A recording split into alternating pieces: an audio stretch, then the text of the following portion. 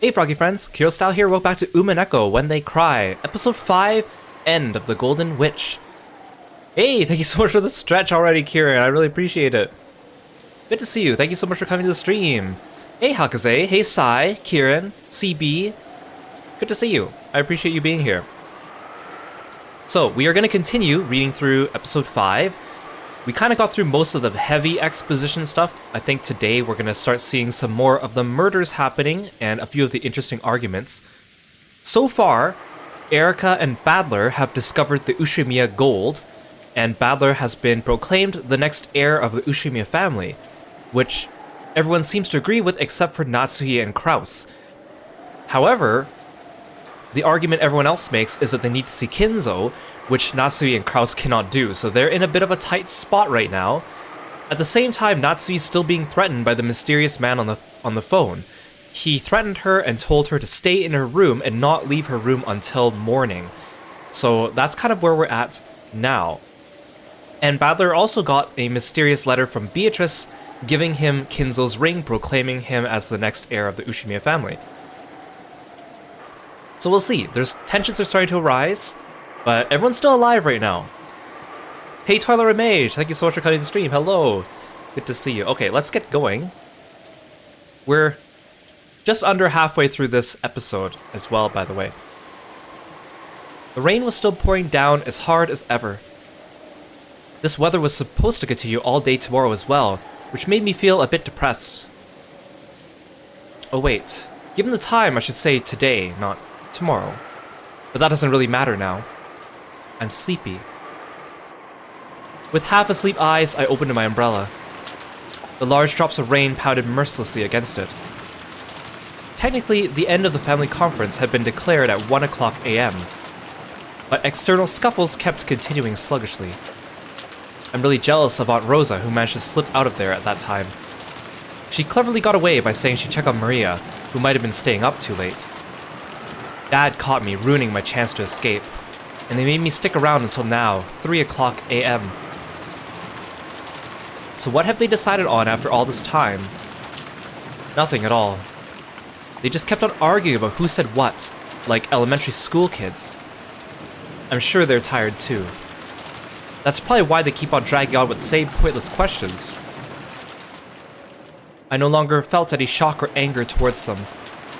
I guess drowsiness is the best paid killer. I left them behind and finally returned to the guest house.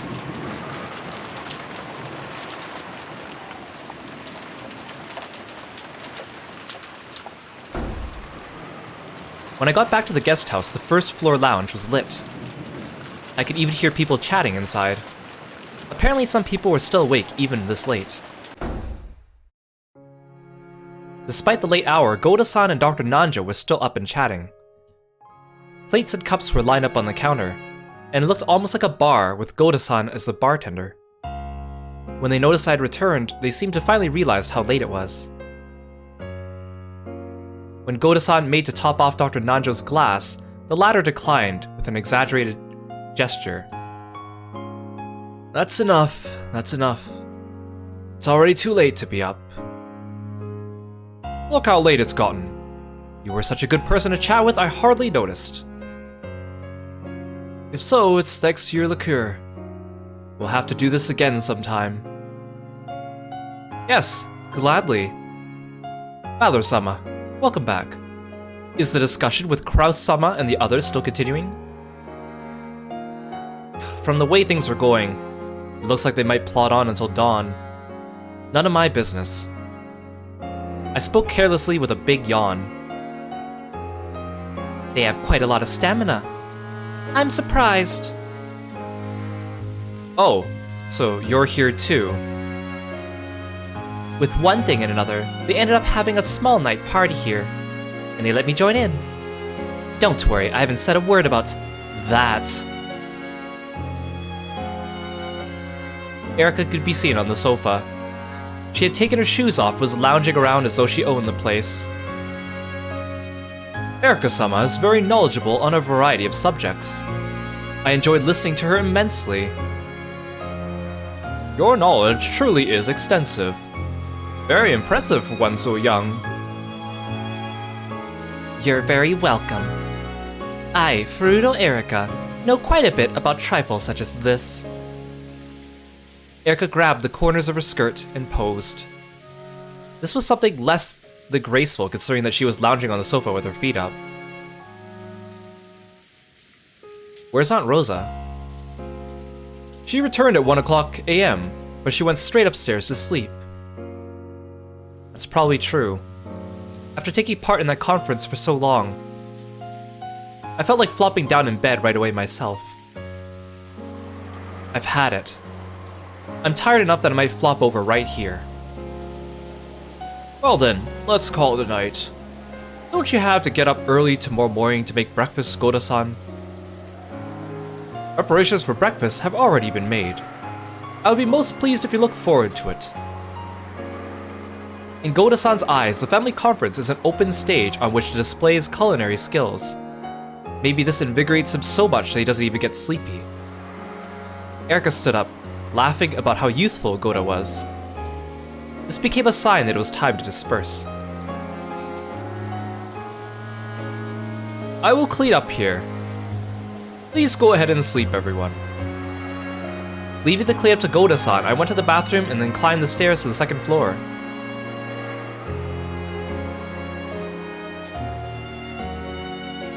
Good night, everyone.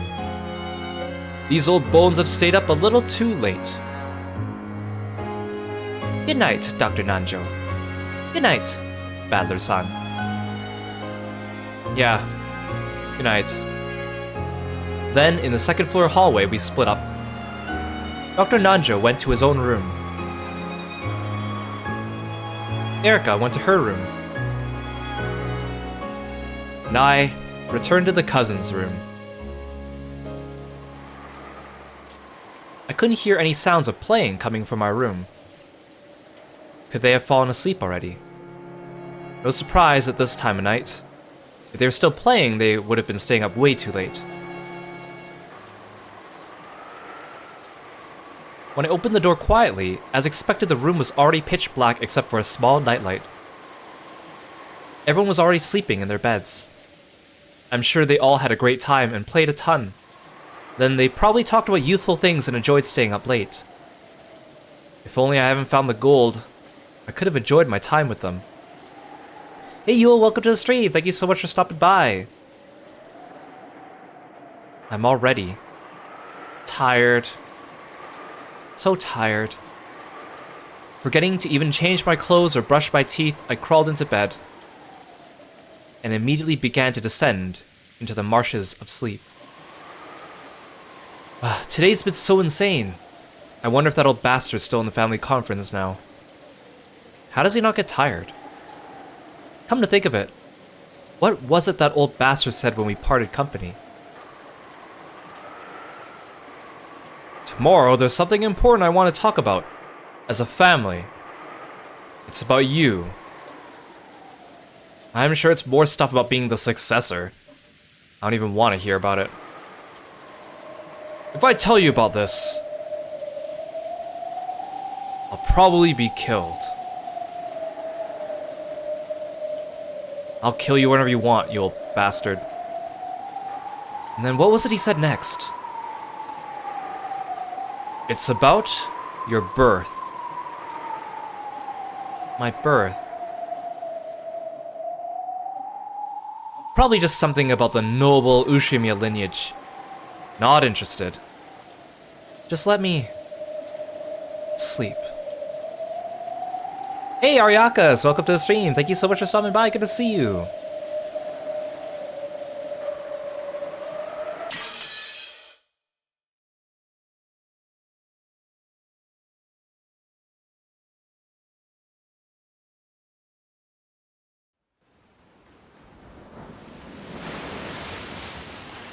The sound of crashing waves, the sound of the tide surging, the noise of the sea breeze.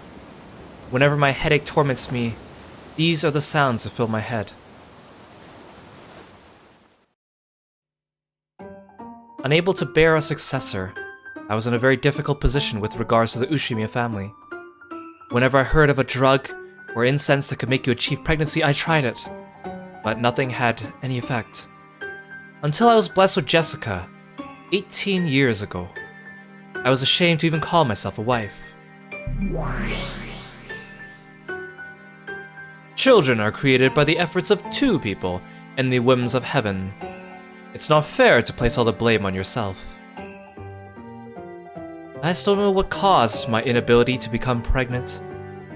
I even went to see noted physicians. I underwent humiliating examinations. But I was always just told they didn't understand the reason. Even though quite some time had passed since your marriage, you still couldn't bear a child. I see. It's only natural that Ava, who secretly aspired to become the successor, would start getting ideas. Ava tried to convince father that I was a failure as the successor's wife. It was a time when Kinzo was also very disappointed by my husband's repeated business failures. On the other hand, Ava's husband Hideyoshi's business was growing well, completely the opposite of my husband's. He was the only person who could bring father good news. So perhaps father couldn't be blamed if he decided to lend an ear to Ava's words, or even accept them completely. It was all my fault, because I couldn't bear a child. You are sinless. Aren't babies of this country carried here by storks? If anyone is to be judged, blame the stork. Thank you. However, even though he was still in good health then, the head was already well past his prime. And it's not hard to imagine he wanted to see his grandchildren's faces as soon as possible. Who cares? If he wanted a grandchild, he could have just done what he wanted with that appalling amount of money he had. This is Kinzo, the man who always bragged about how money could create anything.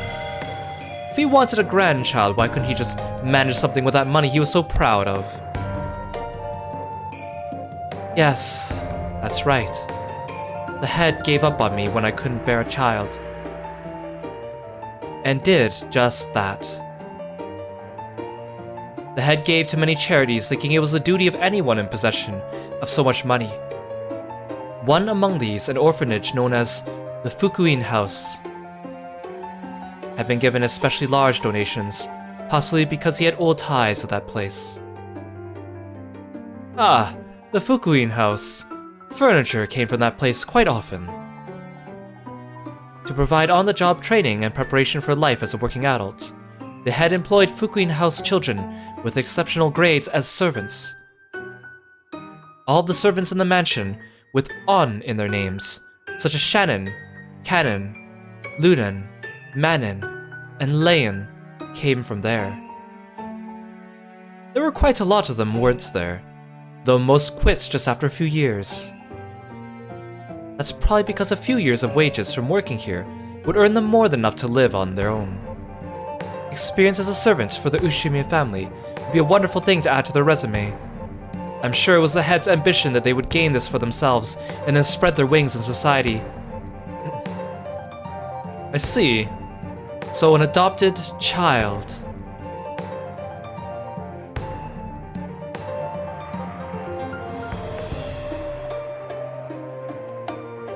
Father, what did you just say? Accept this baby as my grandchild. Oh, there.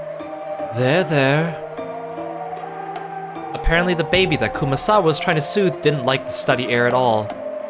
It kept on crying, upset. My apologies, Father. What is it you just... Accept this baby as my grandchild, and raise it to be the one who succeeds Kraus. In other words, you want me to raise this baby as me and my husband's own child. Hey, Tech Tim, welcome to the stream. Thank you so much for dropping by. Good to see you. Hope you're having a great day. That's right. It's clear now that you cannot bear children. There must be some sort of defect in your body. Oh, there. Oh, there. As though she couldn't hear our discussion in the slightest, Kumasawa kept on trying to cuddle the baby. This made it cry even louder. What nonsense! If all responsibility of giving birth to children rested with the woman, there'd be no need for men in this world. I've never forgotten the bitter pain I felt that day. It's not as though I didn't want a child. However, no matter how much I prayed, I couldn't get pregnant. Thinking that something to do with my body might be the cause, I went to see several famous doctors.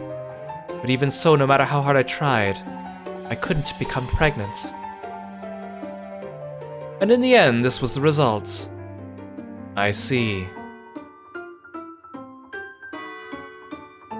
The baby had been picked up by the Fukuin house just recently. Of course, you couldn't help but feel compassion for this child, who was so young and who already lost its parents' affection. However, it brought me nothing but pain and sadness. It would have been another story if I had suffered to bear this child, but why should I be forced to hold this baby, who not only shared none of my blood, but who was not related to my husband in the slightest either? I don't hate father. If anything, I hated my own body. I detested it. I truly detested my own body for being unable to bear a child. So I prayed. I prayed to both angels and demons, and my wishes were granted by both. For what did you pray to angels? I prayed for a miracle in my body. If there was something wrong with my body, I could accept that. In that case, I want to overcome that defect, and somehow be granted the miracle of being given my husband's child. That wish was granted. The next year you gave birth to Jessica. And for what did you pray to demons? I couldn't stand it. I couldn't stand it. I hated my body. So, I hated this baby. Because it made my failure so apparent. What did you wish for? For the first time I prayed and made wishes to demons. I wished that this baby would just disappear.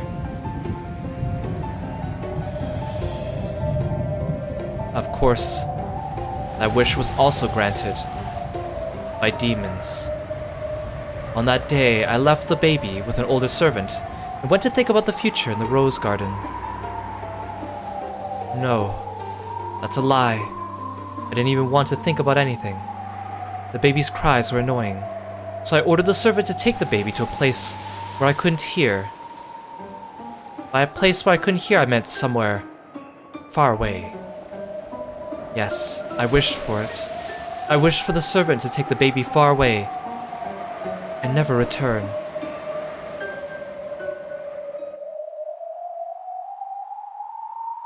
I see.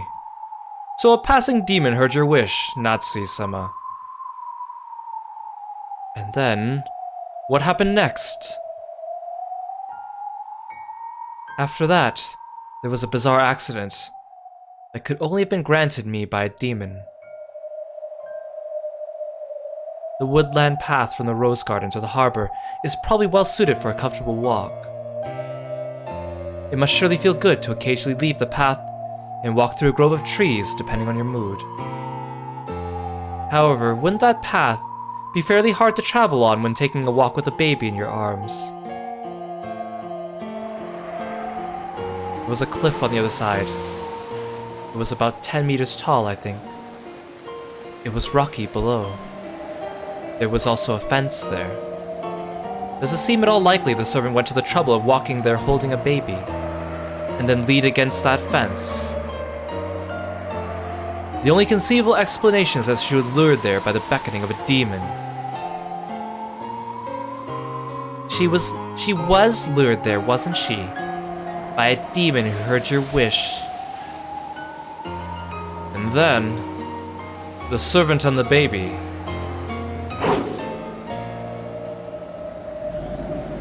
They died! They fell from the cliff down to the rocks below. No. They died because I wished it. That means this isn't your fault. There's no need to think about it any further. But it happened because I wished it. No, that's wrong. Even if you wish for something, whether it comes true or not, is decided by the whims of gods, demons, and witches. You are sinless. Humans are sinless. You can even say that I killed them. No. I did kill them. I saw your mourning and felt pity, so I lured the servant with the baby to the cliff and guided them down it. Hey Dev, welcome to the stream. Thank you so much for dropping by. Good to see you. Hello, hello. Wasn't it just an unfortunate accident? If you can't accept it as an accident, blame it on us. That's why demons exist. That's right. We're here for your sake. It's not like you killed them. We killed them. So you are sinless. So please, don't blame yourself, Natsuhi. Is that true? Am I truly sinless? Yeah, you are. Young one who claims revenge for the events of 19 years ago. If you're going to curse someone, curse me. However, witches have a patent on curses. Let me take on this fight you're trying to pick with Natsuhi. I am the Ushimiya family alchemist, Beatrice the Golden. If anyone picks a fight with the master I serve, I will fight in my master's stead. Revenge for 19 years ago, you say? I'll show you that such is hardly a blink of an eye for a witch who's lived 1,000 years. Hey Ash, welcome to the stream! Yeah, Beatrice makes... Actually, a lot of the characters in this game make quite disturbing faces once in a while. So, you hate Natsuhi for wishing your death 19 years ago? Let me make you remember just who it was that lured you off that cliff.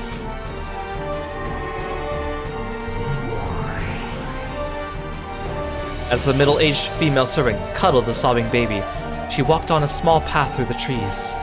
Natsuhi had told her that the baby was too loud, so she had tried to get as far from the rose garden as she could. She was completely unaware as to why she'd gone out of her way to head in this direction. However, the sobbing baby suddenly stopped crying. Something was reflected in its eyes, but the servant couldn't tell what. However, thinking that the baby had stopped because it had taken an interest in something, she headed in the direction of the baby's gaze.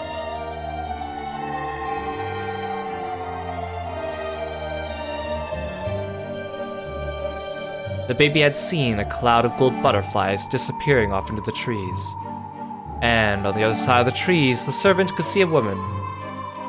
Who? She didn't recognize this person, but didn't look like anyone who was supposed to be here. The baby stopped crying and stared in that direction.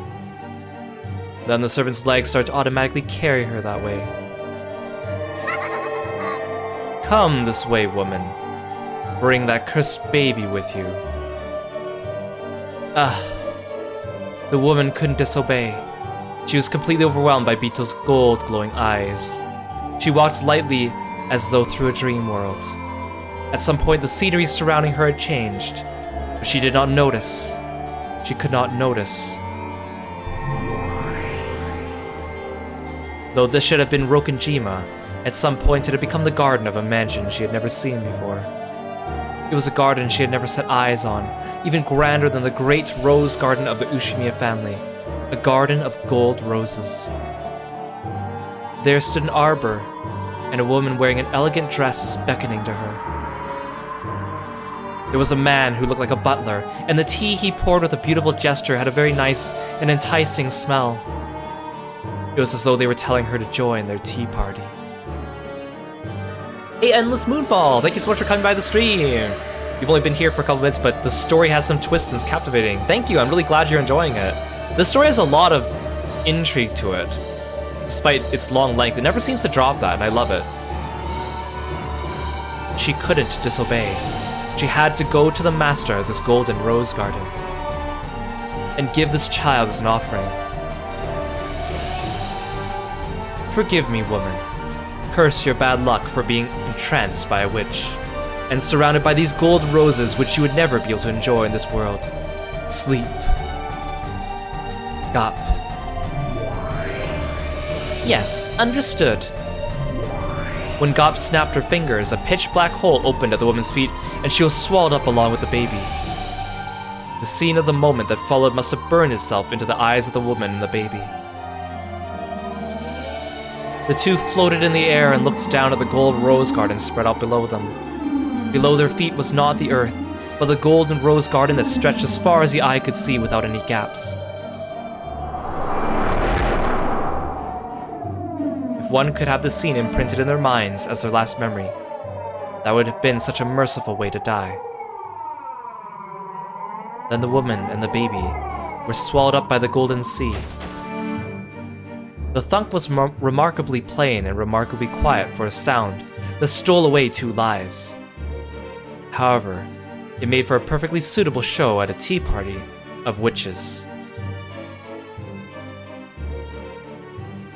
With the woman and the baby at the center, the rose garden was slowly swallowed up by darkness. The sound of the wind grew stronger bit by bit. Is that TV static? What is that noise? It was the roar of the sea. The two who had fallen in a thicket of gold roses from that great height and died were gradually wrapped up in the roar of the sea, wrapped up in the scenery of the beach below the cliff. I guarantee it. You are completely sinless. I'll accept this revenge from 19 years ago.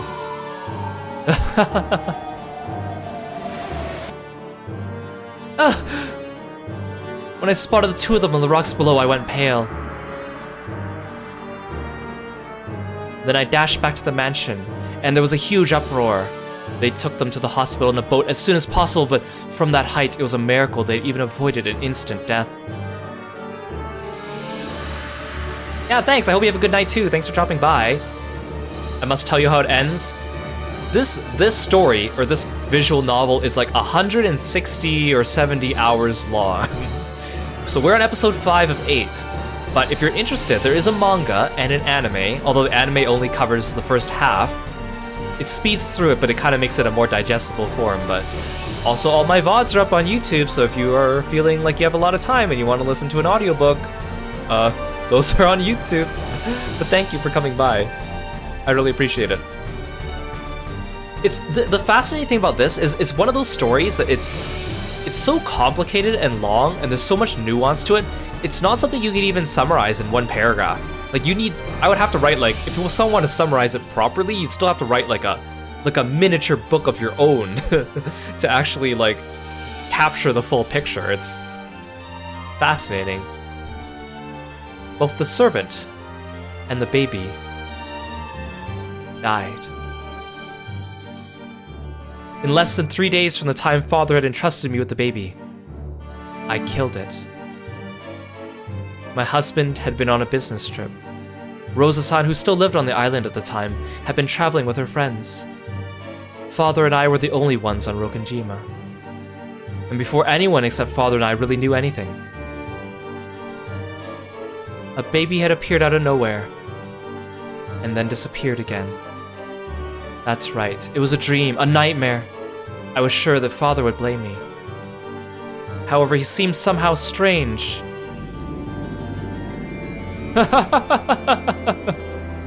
I saw this coming, I knew it would happen. How long will you struggle? How long will it be before you're mine? I have no interest in an empty cage. Throw it away. Hey Lord, welcome to the stream. Yeah, Kinzo's laughing face is kind of goofy, isn't it? It's even funnier if you look at the original artwork. When Father learned of the accidental death, he kept on laughing and laughing as though there could be no greater pleasure. Enough that just listening to it gave me a creepy feeling. Perhaps something had come loose in his mind. From that day onwards, Father shut himself up inside the world of the occult even more than he had before. When my husband came back, he was surprised to see that Father was even more bizarre than he had been before. However, he had already accepted that this would happen sooner or later. Of course, my husband had heard about the baby. However, he told me it was surely just some whim of Father's, and to forget it. So I forgot it. It was an unfortunate accident. No, there wasn't an accident at all. I forgot everything, even that the baby had existed in the first place. After all, it was a twisted nightmare that lasted not even 3 days. That's right, it was all a nightmare. I don't want to remember. The cliff, the broken fence, the roar of the sea, and the cry of the baby.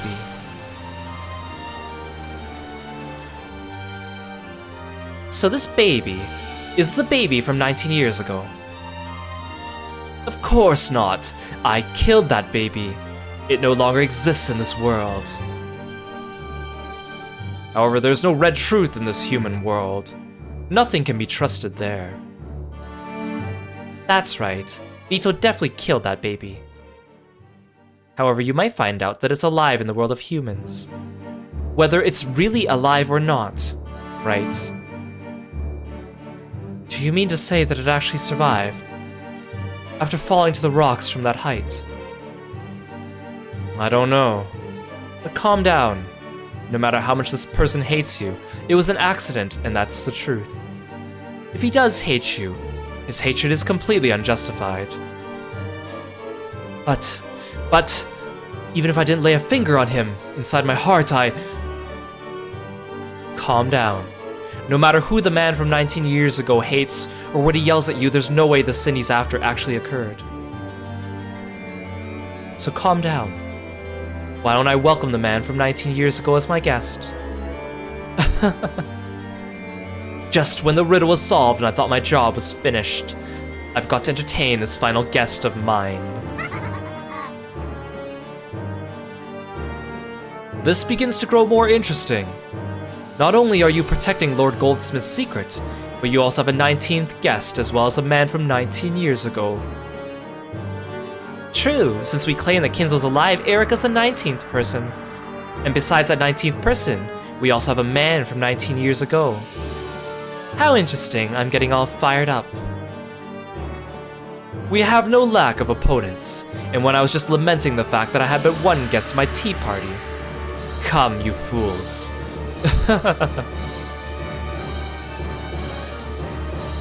Furudo Erika is Lady Byrne Castell's piece. In that case, whose piece is the man from 19 years ago?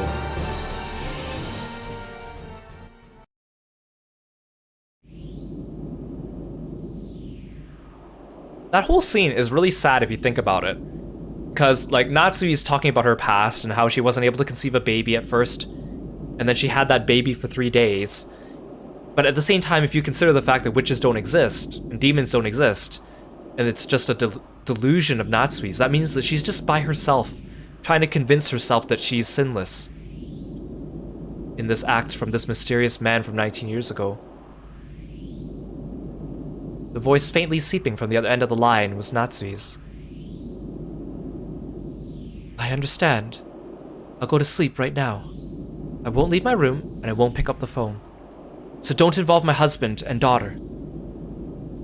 Even this begging scream, which would shake the heart of any listener, could be listened to with a cold ruthlessness through the end of the receiver.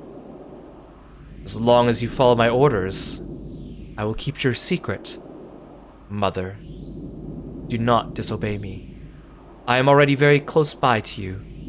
I can easily tell whether you have turned your lights off, or whether you are on the phone. If I wish to, I could even kiss your sleeping face. I'll keep it! I'll keep my promise! So stop it! Just stop it! Stop it! The receiver was slammed down. He knew very well that the way you hang up a phone can leave a very nasty aftertaste for the other side. Okay. Good night, Mother. And there you have it. Now Natsui won't come out of her room tonight. That's pretty handy. You can change your voice. Anyone can change their voice. A sweet voice when coaxing Papa. A sick-sounding voice when taking the day off school. An apologetic voice when turning down a friend that you actually hate. If you want, I can do any kind of voice at all. Got it? You should stop being a witch and become a voice actress. So, are all the pieces set up on both sides now? Furuto Erika, what a wonderful piece. She's a much more suitable piece for you than Ange was, Burn. You think I should stop being a witch and become a voice actress? You're right, maybe I should. Your praise honors me, Lady Lambda Delta. The pleasure's mine. She really is wonderful. Truly cute. I like to make her surrender to the illusion of the witch and see her face twist in humiliation.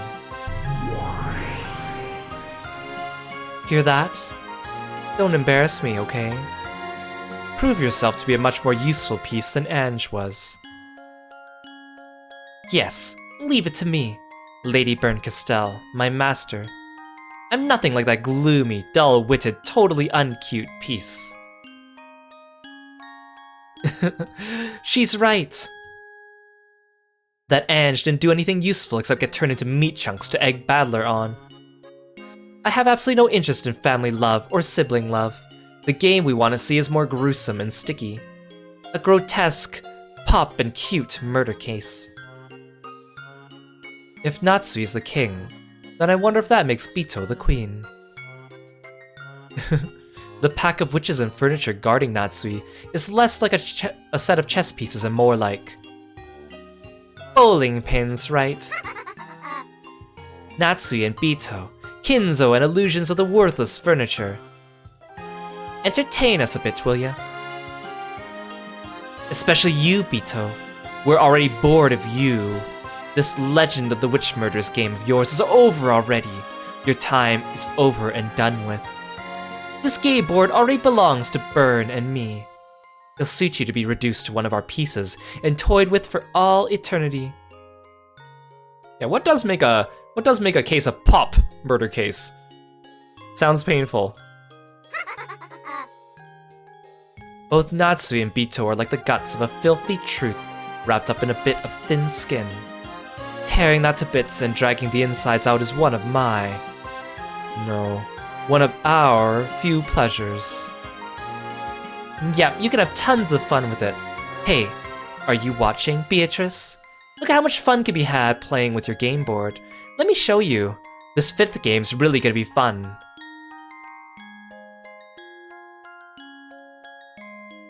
It's a bit sad if we're the only ones having a pleasant chat. Why don't you let Bito talk too? Hear that? I'll give you special permission to talk. What do you hope to gain from this latest game?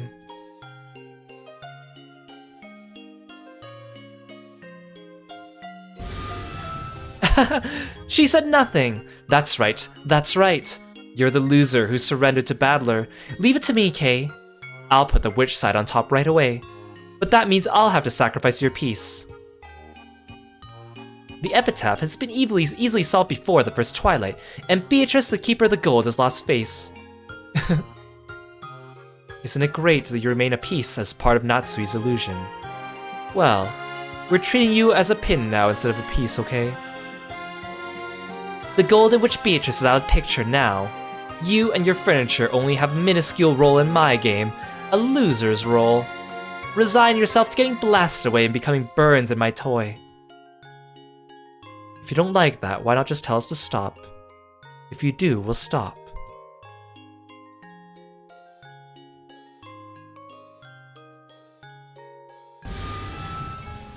She's saying she doesn't mind. You're totally a pin. There's no need for a golden witch anymore. All that's needed is a sacrificial doll so the two witches can enjoy some time playing. Die. Die. Disappear. Confess to your filthy past and your crimes. Speak out your sob story of regret and repentance as you throw yourself off a cliff and die. The Golden Witch will never again have her turn.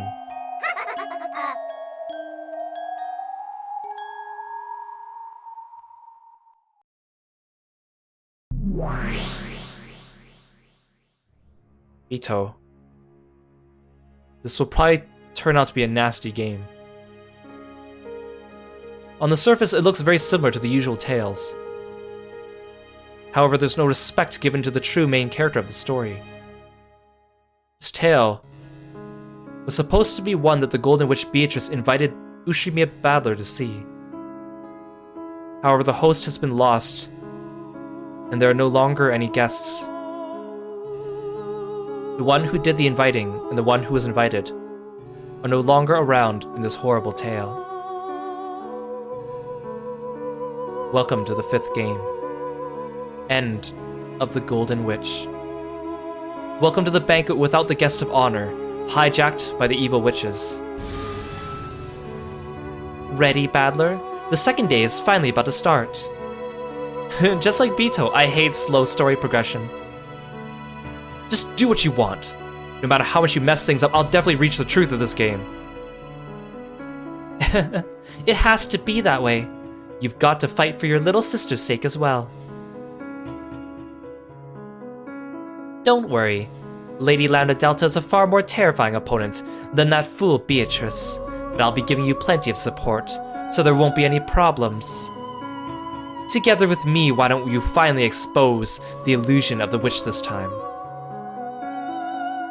I don't give a damn about you. I won't acknowledge anything that didn't exist in Bito's game, so I don't need you. Is now really the time to act tough? Oh well, let's both give it our all, okay? Together, let's tear this illusion of the witch apart. Erica offered me your hand to shake. Instead of just passively ignoring this, I gave her a proactive and clear answer by knocking her hand aside. Looks like he hates shaking hands. Just like Ange. Don't worry, I'm far more useful piece than Ange. I'm nothing at all like shredded meat that couldn't do anything but restore your fighting spirit. Isn't it great that you've been blessed with a helpful-looking ally? In the past it was Virgilia and Ronov, then Ange came as well. And now you have Bird and Erica. There are so many pieces supporting you.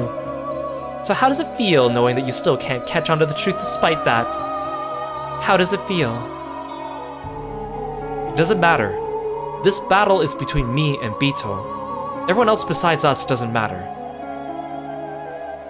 Oh, is that true? Are you finally standing on your own? You've always had someone helping you, someone sympathetic to you, so I wonder just how far you'll get on your own. Entertain me.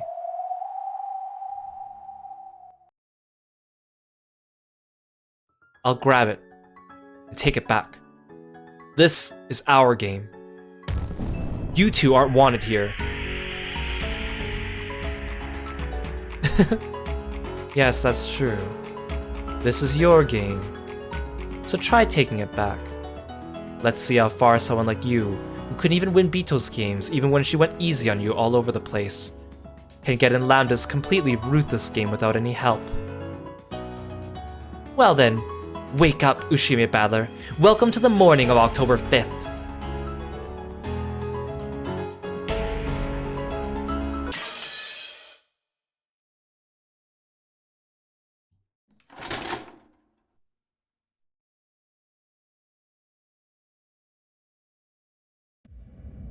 The 2nd day, October 5th, 1986.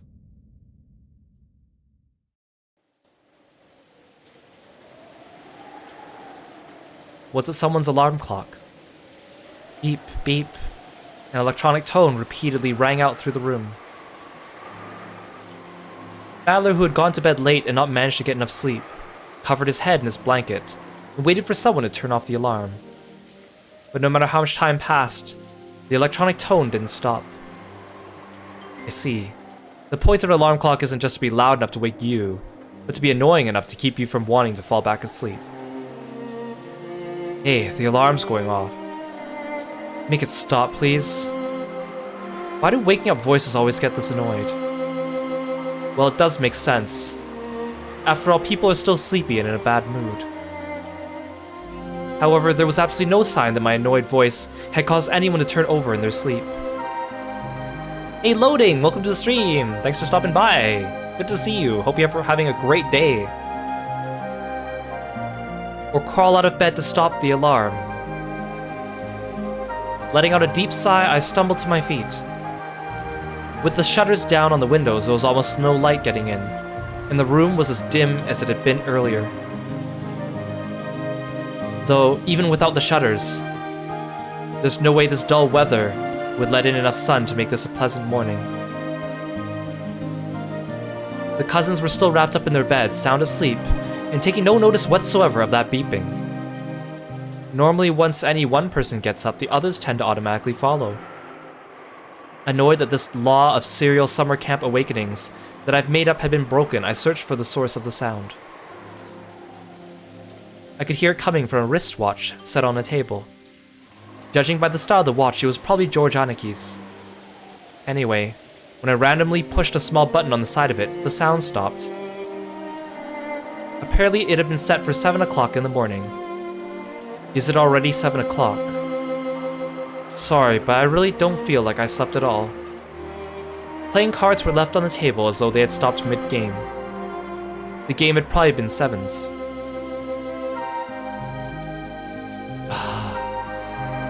Damn it, I've got this piercing headache. What the hell happened last night? That mountain of gold and the subsequent argument between the relatives, it all felt like a bad dream.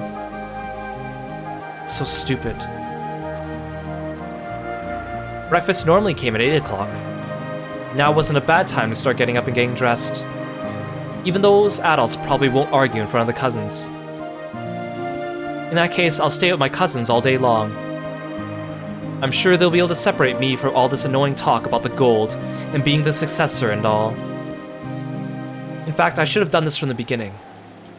I felt disgusting having slept with my clothes on last night, which caused me to get all sweaty. I guess I'll take a shower. I'm sure the others want to as well. At this age, it's embarrassing to wake them by shaking their shoulders. If I turn the TV on, everyone would probably wake up. Well, let's at least turn the lights on for now. In this dim light with the quiet sound of the never-ending wind and rain, it really doesn't feel like morning has come yet. I flipped the light switch, and then that dimly lit morning ended.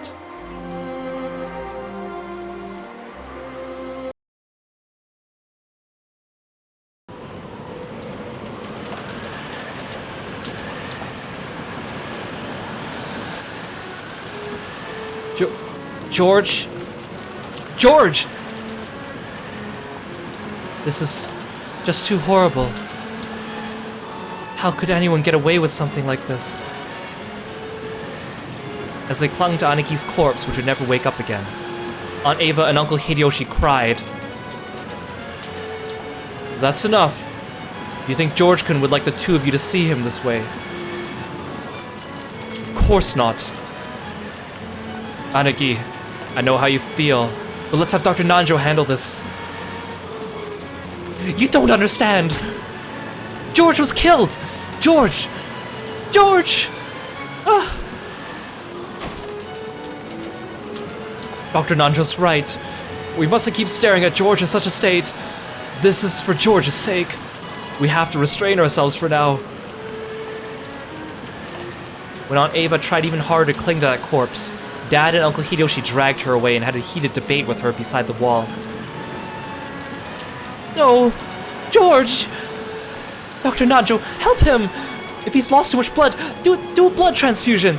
George and I are the same blood type! I beg you! Dr. Nanjo! Ava-san, it pains me to say this, but your blood can't do George-kun any good now. Dr. Nanjo shook his head slightly and then nodded across where I stood, giving me a signal. I softly pulled the blanket up, covering George Anaki's corpse. His neck was split wide open. It was probably larger and deeper than his mouth. Would covering that part up make the corpse look neat and clean? Of course not. The large amount of lost blood stained the bed a horrible red and black. And even covering him with the blanket couldn't hide the traces. After all, even the blanket had large, red, black stains, and covering him with it made his corpse look even more gruesome. So I stripped the blanket off my bed and placed it on top of the first one. But there were only 2 extra blankets. So if we covered up one more of the corpses, we wouldn't be able to cover any more.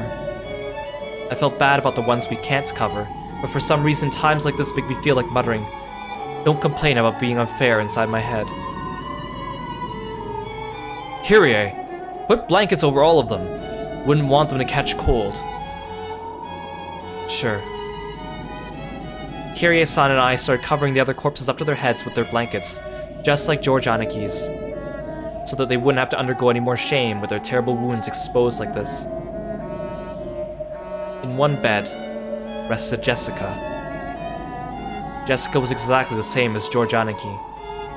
Though she appeared to be resting quietly in the bed, her neck had been sliced deep and the wound lay open in a brutal way. Maria was the same. And not only Maria, there was one more victim. Lying on the same bed as though they'd been sleeping alongside each other was Aunt Rosa. George Anaki, Jessica, Maria, and Aunt Rosa. In this room were 4 humans who had been killed, their necks sliced open. They'd probably been like that since last night. Had returned without noticing anything, gotten in bed, and fallen asleep. All of them had a horizontal cut across their throats. I had been forced to see all the way into the depths of those gashes in everyone's throats. At worst, the wounds might have been deep enough to stretch halfway through their necks. If you tried to open it up, you'd probably be able to see that the gash reached all the way to the bone. The only wounds were the single gashes on each neck. So if you just covered their necks with your hand, you might be able to persuade yourself they were merely sleeping. But even so, this frighteningly deep wound was incredibly gruesome. There's no such thing as clean or dirty ways of killing. All methods of killing are equally brutal, but even so, the brutality here was just horrible. And there was one more thing that adorned these brutal murders, making them even more unsettling. Drawn very large on the wall was something like an eerie magic circle. It was drawn in a bright red paint that looked like blood. It made it look as though some creepy ceremony had taken place in this room, with the 4 of them offered as human sacrifices. However, that wasn't what we were concerned about. No one has a heart so cold they could witness the depths of those close to them, and still worry about some scribbles on the wall.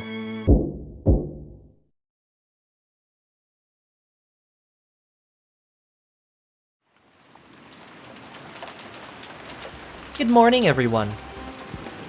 Oh, what a wonderful magic circle.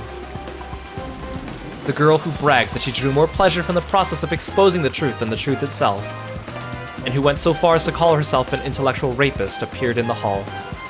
Again, this term is a term, I think it's directly translated from the visual novel, but that's what Erica calls herself. She likes outwitting people and cornering them completely, thus she gives herself this title.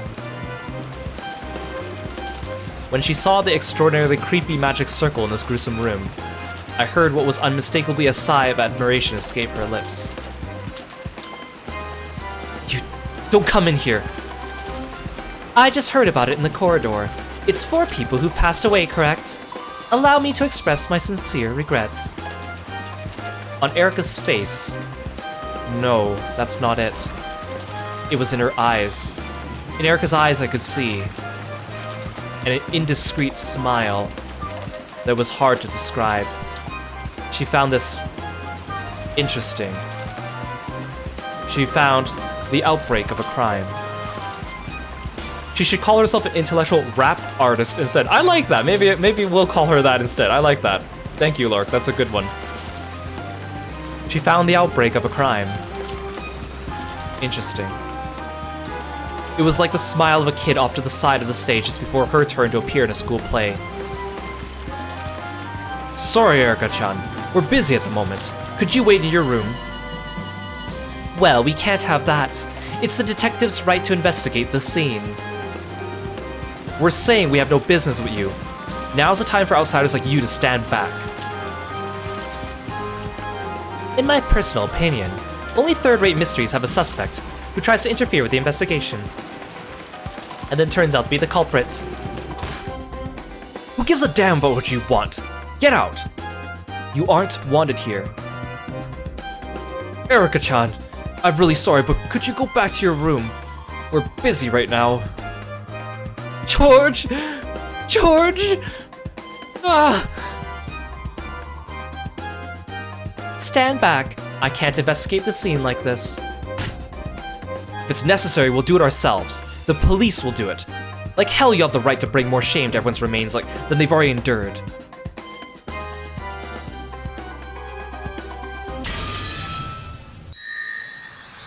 Detective's authority.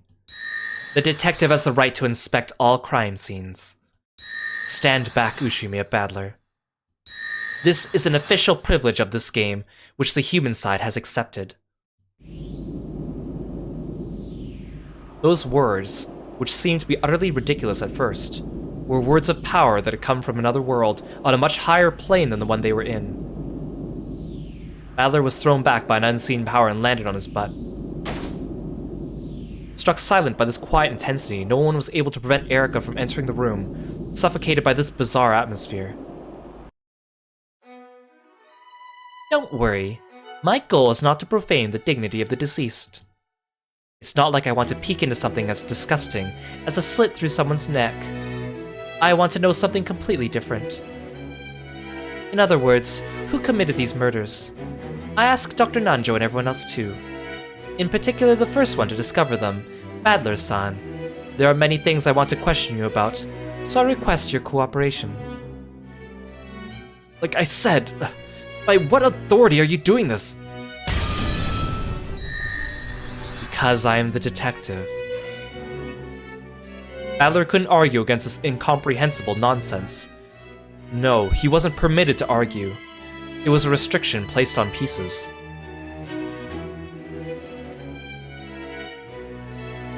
Erika summoned Dr. Nanjo and heard the details of his preliminary examination of the corpses. Normally, he wouldn't have spoken of that to an outsider so casually. However, for some reason, the atmosphere about the place had become one in which hiding things from Erika was forbidden. Okay, let's enjoy this first twilight of Lambdas. 4 corpses. That's 2 corpses short. Well, she doesn't necessarily need to have 6 people killed, but that's how we've been playing. That girl isn't completely clueless, so she must have killed 2 more people somewhere. On the wall was a magic circle representing the first twilight, similar to the ones in Bito's games. That girl talks tough, but I wonder just how closely she'll be able to imitate Bito. That Hebrew sure is crappy. It isn't written exactly right.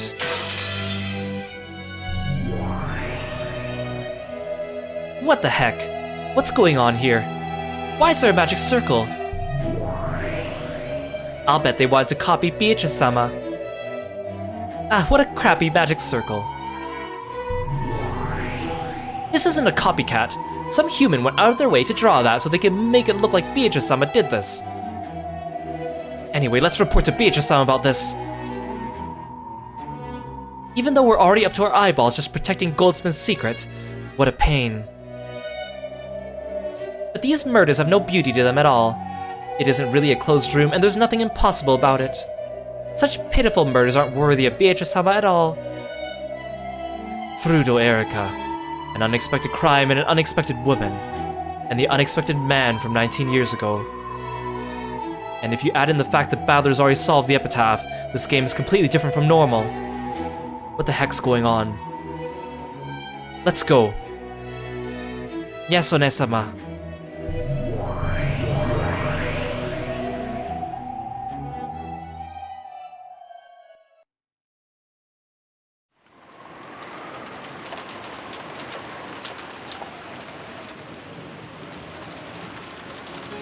In the kitchen, Goda was preparing a wonderful breakfast at a brisk pace.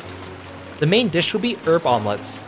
Even simple foods could become an invigorating feast under Goda's skillful hands.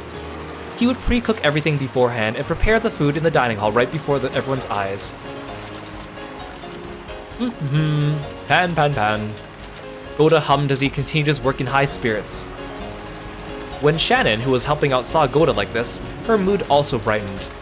She arranged the salad in a neat little pattern and showed it to Goda. How's this? I think it makes the tomato look a bit cute. Very nice. You really know what you're doing, Shannon-san.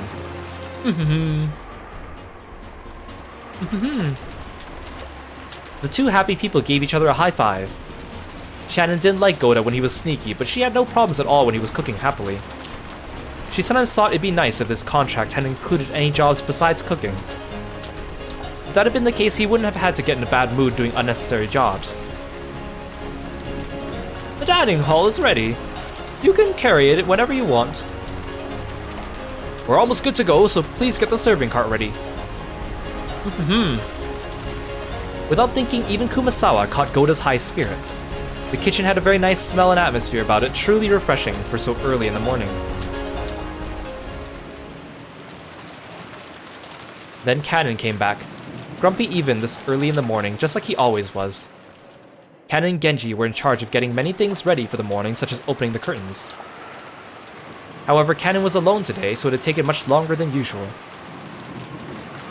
I'm done. Where's Genji-sama? He still isn't here. That's odd. I can't imagine he'd sleep in. Oh, I guess even Genji-san sleeps in sometimes. That's rather careless of him, considering this is the middle of the family conference. Cannon-san, could you wake him for us? Yes. I wonder what Genji-san's face looks like when he's half asleep. Oh, let me go with you. Even though Goda had asked her to get the serving cart ready, Kumasawa plodded off after Cannon, slyly skipping work.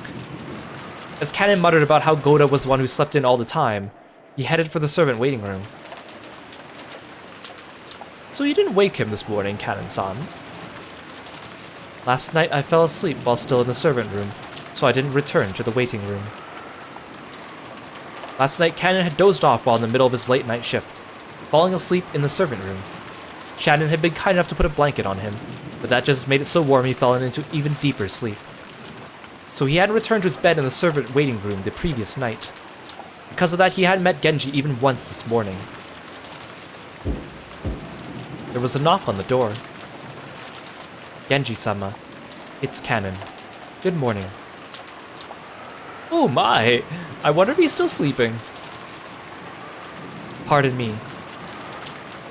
When he tried to open the door, Cannon noticed something strange on the upper part of it. What's that? Packing tape. A small strip of packing tape was stuck along the frame of the door, almost as though it was sealing the door shut. Furthermore, there were notches made with scissors along the center of the packing tape, so that if you opened the door only a slight amount, it would be torn apart. Also written sloppily across the packing tape was a thin pen which appeared to be someone's signature. It was written in a very intricate and decorative manner, so even if it was a signature, there was no way of telling whose it was. It's probably some sort of prank. I don't get it, but it's no use worrying about it now. Genji-sama, pardon me. The packing tape tore apart and he opened the door. It wasn't as though anything happened when it split, so the two quickly forgot about that strange tape. The room was dimly lit. The lower bed of the two-level bunk bed still had a lump under the blanket. Apparently Genji was still sleeping. Good morning, Genji-sama. This isn't like you. It's morning. Ugh. Genji-sama. What's this? What's this? There was a large red-black stain on the blanket. Even the servants' blankets were always kept clean. A stain like that definitely shouldn't have been there. Cannon hesitantly peeled back Genji's blanket, saw what was left of him, and was shocked into silence. Genji, I need healing.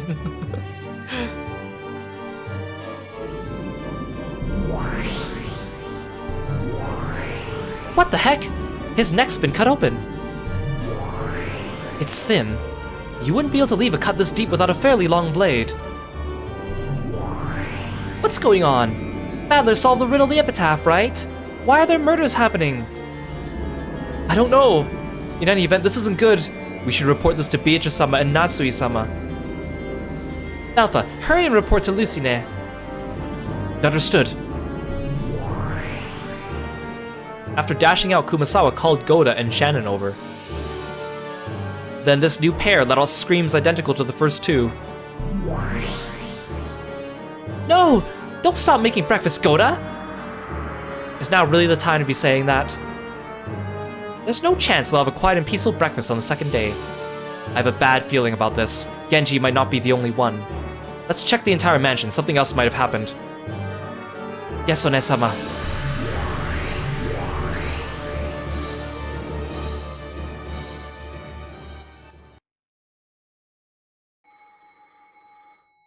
Natsui sprang awake at the sudden sound of the phone. Even Natsui was surprised she'd woken up. She thought she'd spent the whole night unable to sleep out of fear the mysterious man might come in at any moment, but she'd doze off before she knew it. Of course, Natsui still didn't feel rested at all. Though she groaned from the dull pain in her head, which hadn't gone away since last night, she managed to get out of bed. Morning, Natsui-sama. Morning. And what a horrible morning it is. Don't worry, no one tried to enter this room. I see. Thanks for keeping watch all night. Even so, that didn't mean she'd been able to sleep peacefully. The continued ringing of the phone made her headache throb even more strongly. I think you should probably answer the phone. And then I got some bad news to report from my sisters. Let's leave the bad news for later. I'll answer the phone first. Natsui shook her head to wake herself and picked up the receiver. Then she regretted not listening to Lucifer's bad news first. Because she wanted the first thing she heard on this horrible morning to be something better than this. Morning, Mother. Did you sleep well? That voice told her that this horrible morning, this nightmare, would not stop. I kept my promise. I've been holed up in this room the whole night. Of course, I haven't been on the phone either. But you did pick up the phone just now, did you not? Well,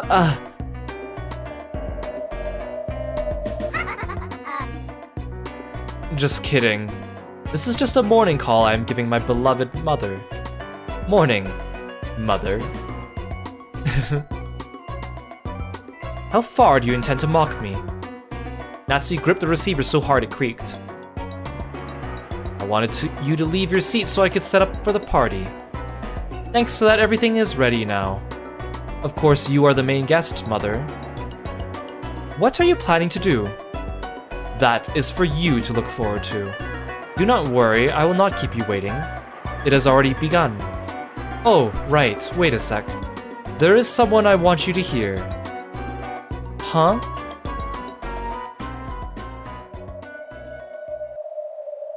There was the sound of the receiver being jolted around. The phone was apparently being passed to someone else, but there was a clunking, clattering noise, as though it was taking a lot of effort to hand the receiver over. Who in the world could he be giving the phone to? No matter who this man gives the phone to, that can't be good news for me.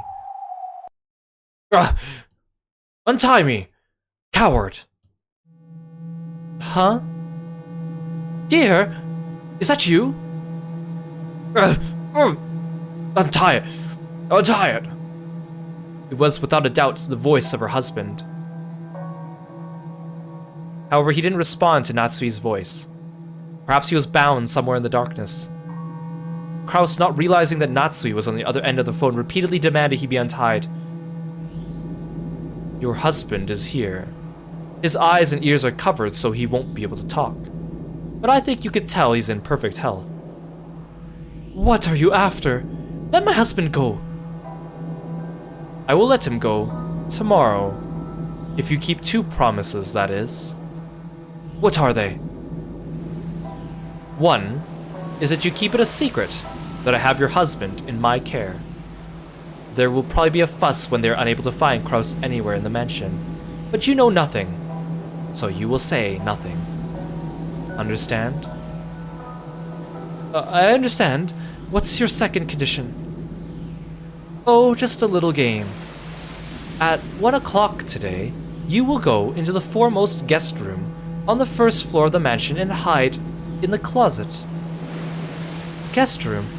Why should I go into a closet? Just a little hide and seek. If you can hide there for an hour without anyone finding you, you win. If someone does find you, you lose. And if I lose, what happens? Nothing in particular. Is that not what playing is all about? If you play along with this hide and seek, I will release your husband tomorrow. Will you really keep that promise, I wonder? And of course, make sure you do too, Mother. If you break our promise, I will know right away. At that time, there was suddenly a loud knock on the door to Natsui's room. Her heart leapt automatically. Madam, are you there? Good morning. It's Goda and Cannon. Madam, please wake up. The voices coming from across the door were Cannon's and Goda's. The knock had been wild and the voices a little shrill. It seemed that something strange had happened and they were agitated. What is it? Did something happen? It's nothing. It looks like the servants have arrived. I'm hanging up. Sure. I've said everything I wanted to. So, do not break our promise. I understand. And you don't break our promise either.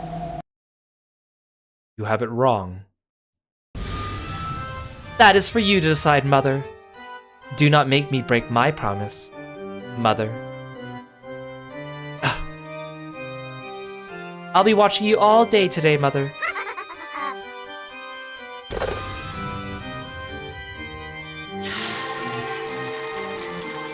Lambda Delta slammed the receiver down on the antique phone.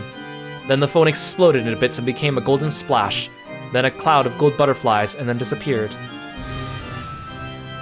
Dance for me, Natsui. Dance in fear of your sin 19 years ago. My turn's going pretty well. Okay, your turn now, Burn.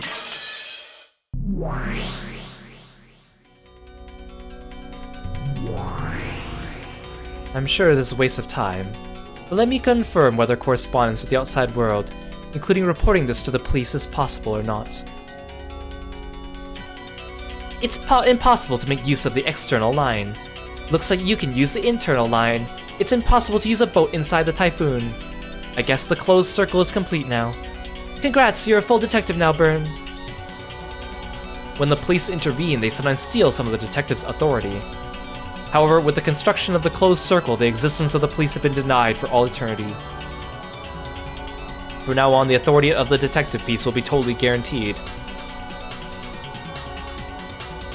Yeah, thanks a bunch. Then I guess it's time to get this game started. Erica, you're the main character. Now begin.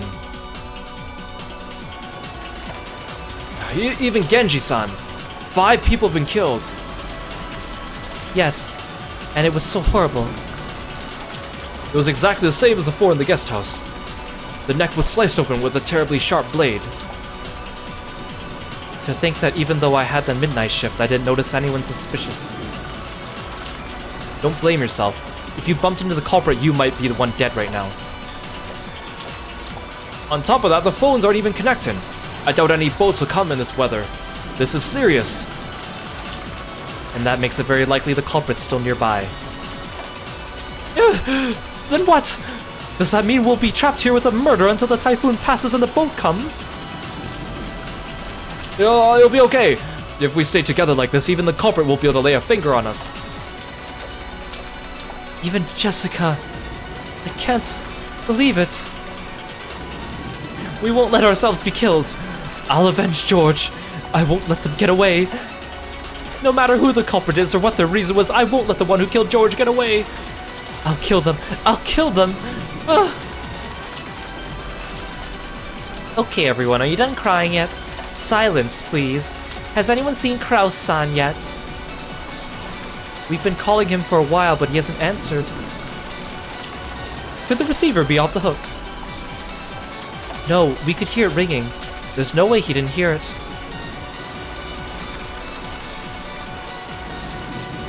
What does it mean? You don't think I'll go Kraus too? Figures. I hate to say it at a time like this, but there were 4 in the guest house, plus Genji to make 5. I figured there would be one more. Why? How could you know that? Are you the culprit? Did you kill George? Stop it, Eva-san. Now is not the time. Eva got agitated and grabbed at Kirie. Nanjo stepped between them and it grew into a bit of a scuffle. Watching this, Erika smiled condescendingly and shrugged. Of course. It's natural you'd guess there were 6 victims after seeing the crime scene in the guest house. There were only 4 corpses, so it'd make you wonder who the other 2 were.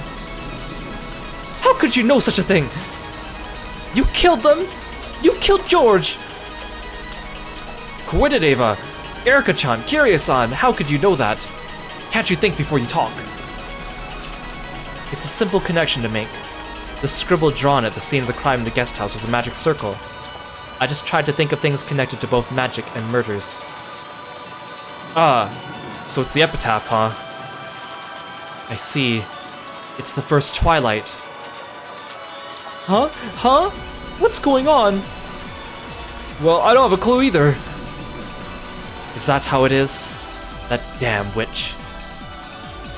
So this is really Beatrice-sama's doing. Why do you all keep talking as if you know something? I don't have a clue. Someone explain. I told you, Eva, calm down a bit. That's how it is. Ever since I saw the magic circle at the crime scene, I imagined this might be a plotline murder, following the epitaph's first twilight, which would mean there are 6 victims. Simply by the existence of the magic circle in that place, this level of reasoning is possible for Furuto Erika.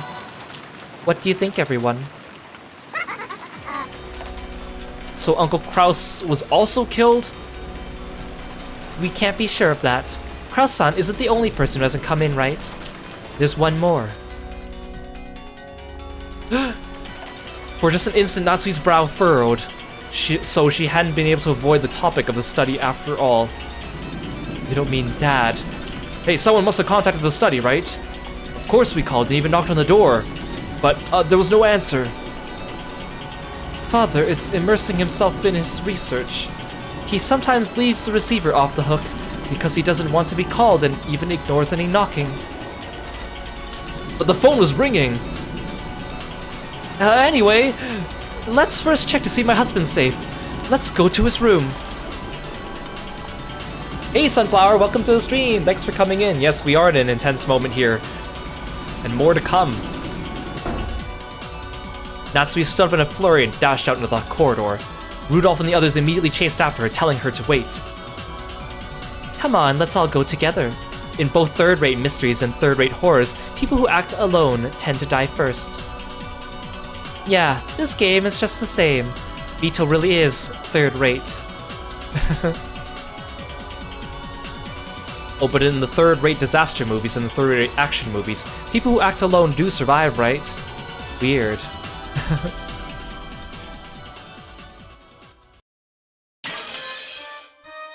Even though the epitaph has already been solved. Who's behind this farce? It might be the work of this man from 19 years ago, who is thought to be Lady Lambda Delta's piece. Ah yes, that can't be true. In the games up till now, Bito has already stated that Kinzo has vanished, meaning no more than 17 people exist, and no 18th person exists. Now that Eric has been added, it's been stated that no 19th person exists. There's no room for this man from 19 years ago to appear on this island. So the man from 19 years ago is disguised as one of the existing humans. Or else. Even if a 19th person isn't permitted by the Red, slipping in a 19th person is no trouble for me, no trouble for witches. Now it's getting interesting. Why don't we watch this a little longer? Still, those 2 witches have finally started to do whatever they please with my game board, haven't they? Didn't you know that would happen when you invited them? Huh. As a witch, I have the same dislike for boredom as they do.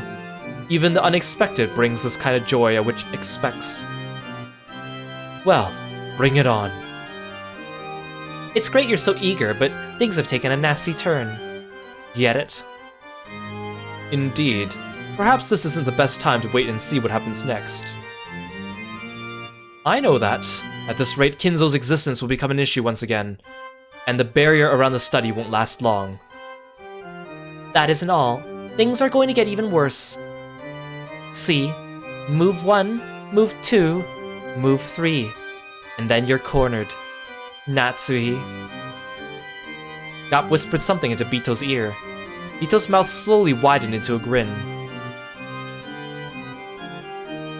Erika bringing everyone together is actually convenient for us. All darkness outside the range of observers belongs to us demons. This may be the only time to make that move. Natsui is the king. She can't move far, but we cannot allow her to be taken.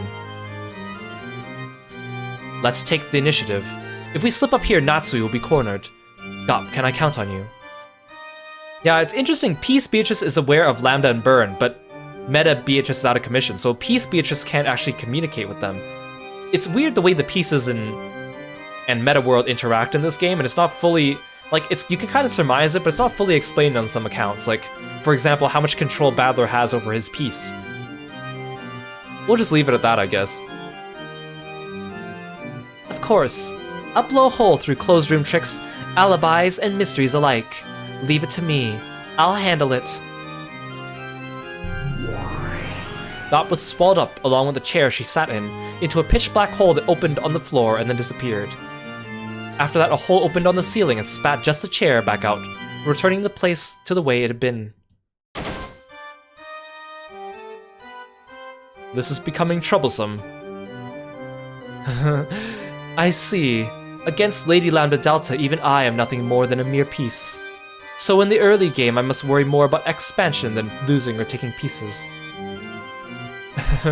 I'm just no match for that person. I won't let her do that. Natsui is the final master I will serve. Knowing that this is the piece you'll never be allowed to take, so long as she has a contract with me, Beatrice.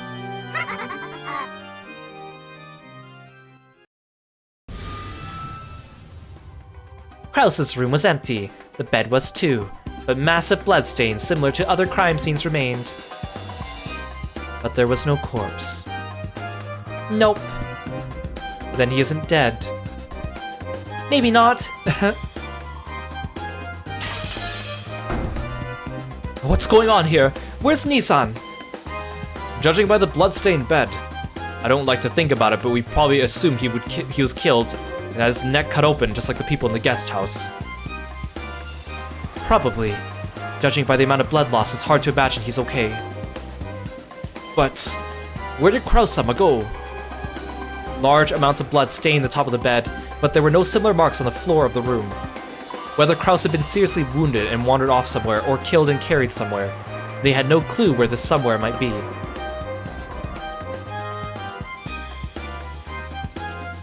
Natsui knew. Though Kraus had been sounding far from his best over the phone, at least he hadn't sounded like he was on the brink of death. In other words, these bloodstains had to be a setup. That might not even be blood. However, just what was that man thinking? What's this supposed to be? What the heck? So on the first Twilight there were 6 sacrifices. Was Kraus Nissan in the habit of locking his door? We just came in without unlocking it. Yes, Kraus-sama also has a habit of locking up. At this rate, Madam has ordered that all non-public areas be locked. How many keys can unlock Uncle Kraus's room? In addition to the one key Kraus-sama held, there's the master keys. Oh, all that stuff about keys is a pointless argument. Did you forget that Genji-san is already a victim? His master key's missing. That means all the locks in this mansion are meaningless. How boring. In other words, no closed room murders have existed or will exist in this mansion. Sheesh. This is getting to be a pretty boring mystery. Erika laughed off this murder in disappointment, as though it was something she was watching on TV. I can't understand it. Why is her world so different from ours? It's almost like she's in a separate dimension from us. Was Jessica also like this in a bed? Yes, that's right. Just like George, her neck was cut. Jessica. Let me be with Jessica. I haven't even seen Jessica's face yet. Jessica! Jessica! Wait up, Natsuhi-san. The culprit might still be hiding nearby. It would be dangerous to let her be alone. Natsui flew out of the room and dashed towards the guest house this time. It was only natural. Natsui still hadn't even seen Jessica's dying face. Everyone probably thought that. Of course, even Natsui was half thinking that. The other half was her desire to shift everyone's attention away from the study. Strange crimes had occurred, the gold had been discovered, and some relatives had even recommended Balor to be the successor. Even in this twisted circumstance, she had to protect Kinzo's secret. If my head is going to be racked by the suffering anyway, please just let my head explode right now. This way I won't have to suffer any longer. So everyone, for Natsui-san's sake, let's return to the guest house for the time being. Though it's not as though seeing their dead face is gonna lead to any new developments. Do you even have a heart? A heart? What's that? Just seeing her daughter's dead face wouldn't bring Jessica back to life, nor would it heal Natsui's anguish. On the contrary, she would probably wail, wasting a considerable amount of time before being able to think properly again. This probably sums up Erika's screwed up argument. Just seeing their dying faces won't lead to any new developments. Like hell it won't. Beetle's pieces have brought about a really interesting change.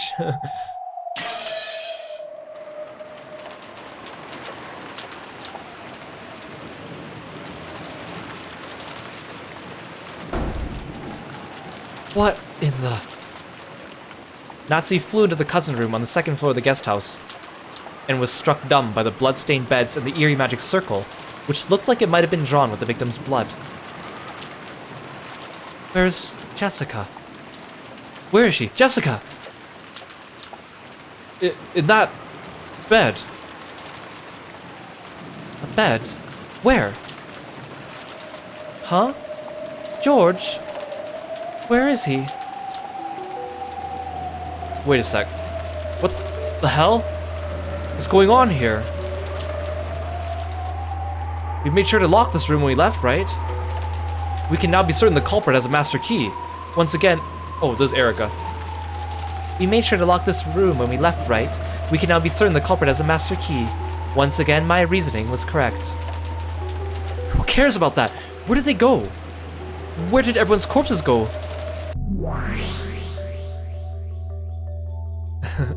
Nice trick. Hey, look, it's magic, right? That Gop who's with Bito hid the corpses somewhere with magic. All of us moved together. So you're trying to say that everyone had alibis? Your reasoning goes like this, right? The four of them weren't actually dead, they were just playing dead. Then when no one else was around, they hid somewhere. Am I right? Yeah, zombie apocalypse arc. They just got up and walked away. You don't intend to proclaim any other deaths in red now, do you? Of course I won't.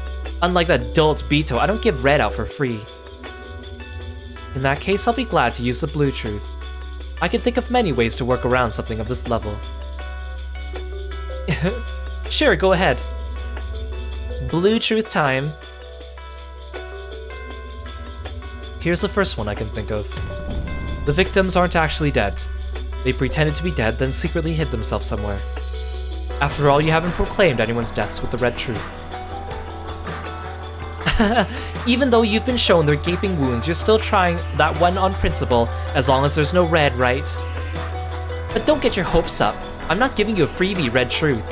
After all, I just have to deny it all at once at the end of the game, at 24 o'clock on October the 5th. The witch's side has such a big advantage. It'd be all over now if that stupid Battler was my opponent, but you aren't like that, right, Burn? Of course. Anyone could have thought of that silly move. I have more. Second one. Kraus carried the corpses off and hid them. You've acted it out so it looks like you've kidnapped Kraus and locked him up somewhere, but he might actually be free. Kraus has no alibi. Kraus hid their corpses. Yeah, that's right. It's not like I proclaimed that Kraus is being confirmed or confined with the red truth. You know how they say you've got to confuse your friends before you confuse your enemies. So he lied to Natsui, making it seem like he'd been captured. Any others? Third one. The corpses were different people in the first place. They were substitute corpses that closely resembled the victims. George and the others were hiding from the beginning, and later cleared up those substitute corpses. These corpses were dead from the very beginning, so they don't count towards the number of people on the island. That's messed up. So even though all those people gathered around and saw their dead faces, none of them realized they were substitute corpses? Since you haven't used the red truth, that's a possibility that everyone misidentified all the corpses. Though if you feel like repeating no one would misidentify a person, I'll withdraw that claim immediately, okay? No way, I'm not falling for that. The red truth's only useful if you use it with flash, right? I'll take a single truth out of a large pile of blue and smash it with the red. Then the rest of the blue truths will be swallowed up by darkness before you can figure out whether they were right or wrong. That darkness is the world of witches. You won't be given any truth at all. This girl acts like she's stupid, but she's not bad at all. She'll never rise to provocation. Looks like she understands the darkness of magic even better than the true game master, Ito. And apparently Gop also understood that well. That move of hiding the corpses.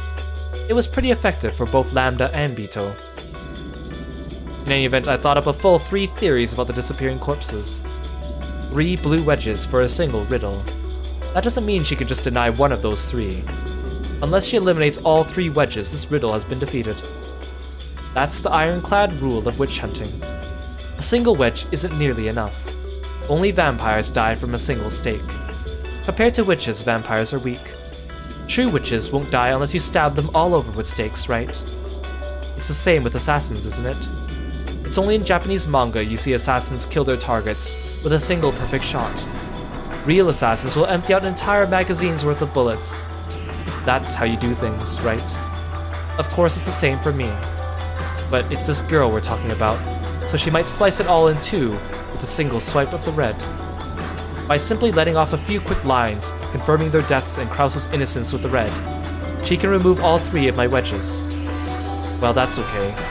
When the red truth does come out, I just need to follow along with it and stab her full of blue wedges again. This is how a game of witches plays out. It's so fun. Battler's sluggish battles always piss me off, so I'm loving this. Yeah, I understand, Lambda. The first Twilight is just the beginning of the beginning. It's just a skirmish, right? Wouldn't have it any other way. I'll make you lose pathetically and cry out in regret as you crawl and scratch at the floor.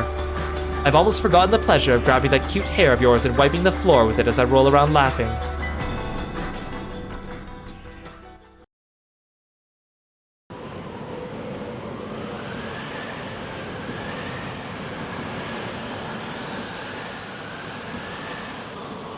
The servant waiting room in the mansion had once again gone silent. There lay Genji's corpse, which had been covered completely with a blanket. In the ceiling of this cramped room, a pitch black hole appeared. Captivating legs sprouted out, and Gop floated downwards. Sorry, Genji. You probably want to enjoy your eternal sleep right there, but that's not going to be possible. Please disappear from this place so you may serve Natsui, the final head of the Ushime family, even after death. Gop stripped off the blanket as she said this to Genji, who was sleeping peacefully. Then she stared at the deep wound in his neck. That's a nice cut. It must have been made with a single slice. Has anyone who's capable of this manifested yet? Not good. I can't think of anyone decent who might be capable of this. It goes without saying, but witches are capable of summoning beings with a strength proportional to their own ability. The great Lady Lambda Delta called that being here as a trump card, 19th person. Even optimistically speaking, this is on par with Ronov and me. A pitch black hole opened up on the bed, and Genji disappeared as though the bed had swallowed him up. Just like the 4 in the guest house, Genji's corpse was also hidden in some unknown place. It was a place that no one could find, located neither within this world nor the next. No longer would anyone be able to find their corpses. No longer would anyone be able to confirm their deaths. She carried Genji's corpse to this place of endless silence, where it would never be disturbed. When there's no corpse, a person goes missing. When a person's missing, people both suspect they might be the culprit and suspect they might be victims. truly like the inside of a cat box. The darkness inside cat boxes that'll never be opened is where we demons and witches reside. You were a bit too slow, Miss Great Detective. Gop licked her lips and gulped. I wonder why Gop-sama's going around hiding corpses. I don't know, but Gop-sama's pretty cool. She's just so awesome. Don't be stupid, what happened to standing guard? The humans are returning from the guest house. Gop-sama. Yes, let's disperse. This should be enough to give Natsui a way out.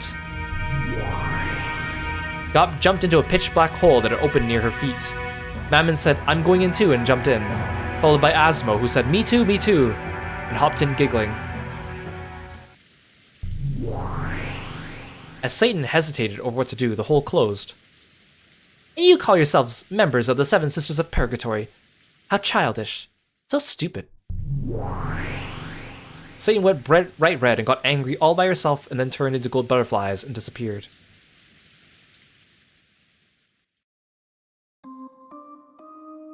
It seems Gop has succeeded in moving the 5 corpses. Well done. However, the next part is tricky. They will probably be somewhat surprised at the disappearance of Genji's corpse, but their interest will most likely swing back to Kinzo's study after that. There are 2 keys to the study. It's fortunate that Natsui is in possession of both. If she left one with Genji, it would probably have fallen into Lady Lambda Delta's hands by now. It seems that Lady Lambda Delta has no intention of hiding Kinzo's death. Apparently, she plans to fight while ignoring the moat, towers, and ramparts that you created. This has become a strange triangular confrontation. We are at each other's enemies, but we will sometimes join forces without notice. In a 3-way fight, just when you think it's 2 against 1, it suddenly becomes 1 against 2. That's what it's like. That Chinese battle royale. Don't you think it's like that Records of the 3 Kingdoms thing? Oh, the Long John plan. That's quite a sophisticated analogy to hear coming from you.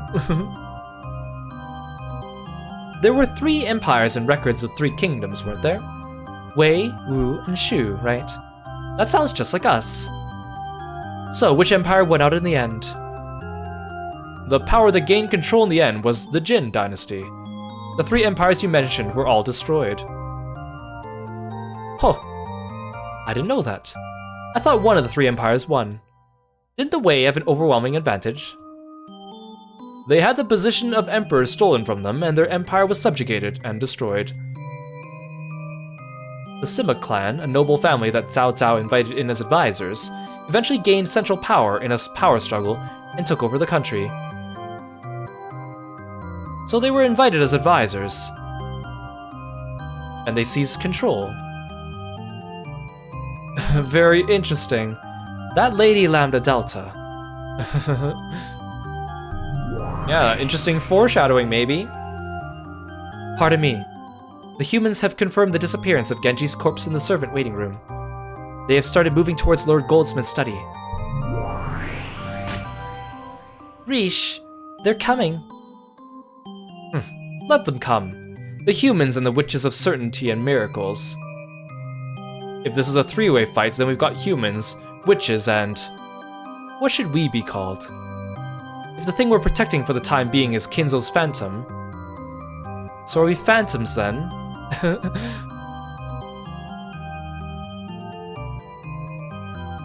Yeah, I'm glad they brought this up, because, like, if you think about it, Lambda should be helping Beatrice, because she's trying to protect the illusion of the witch, but she's not really helping Natsui and Beatrice at all. In fact, she's actively going against them.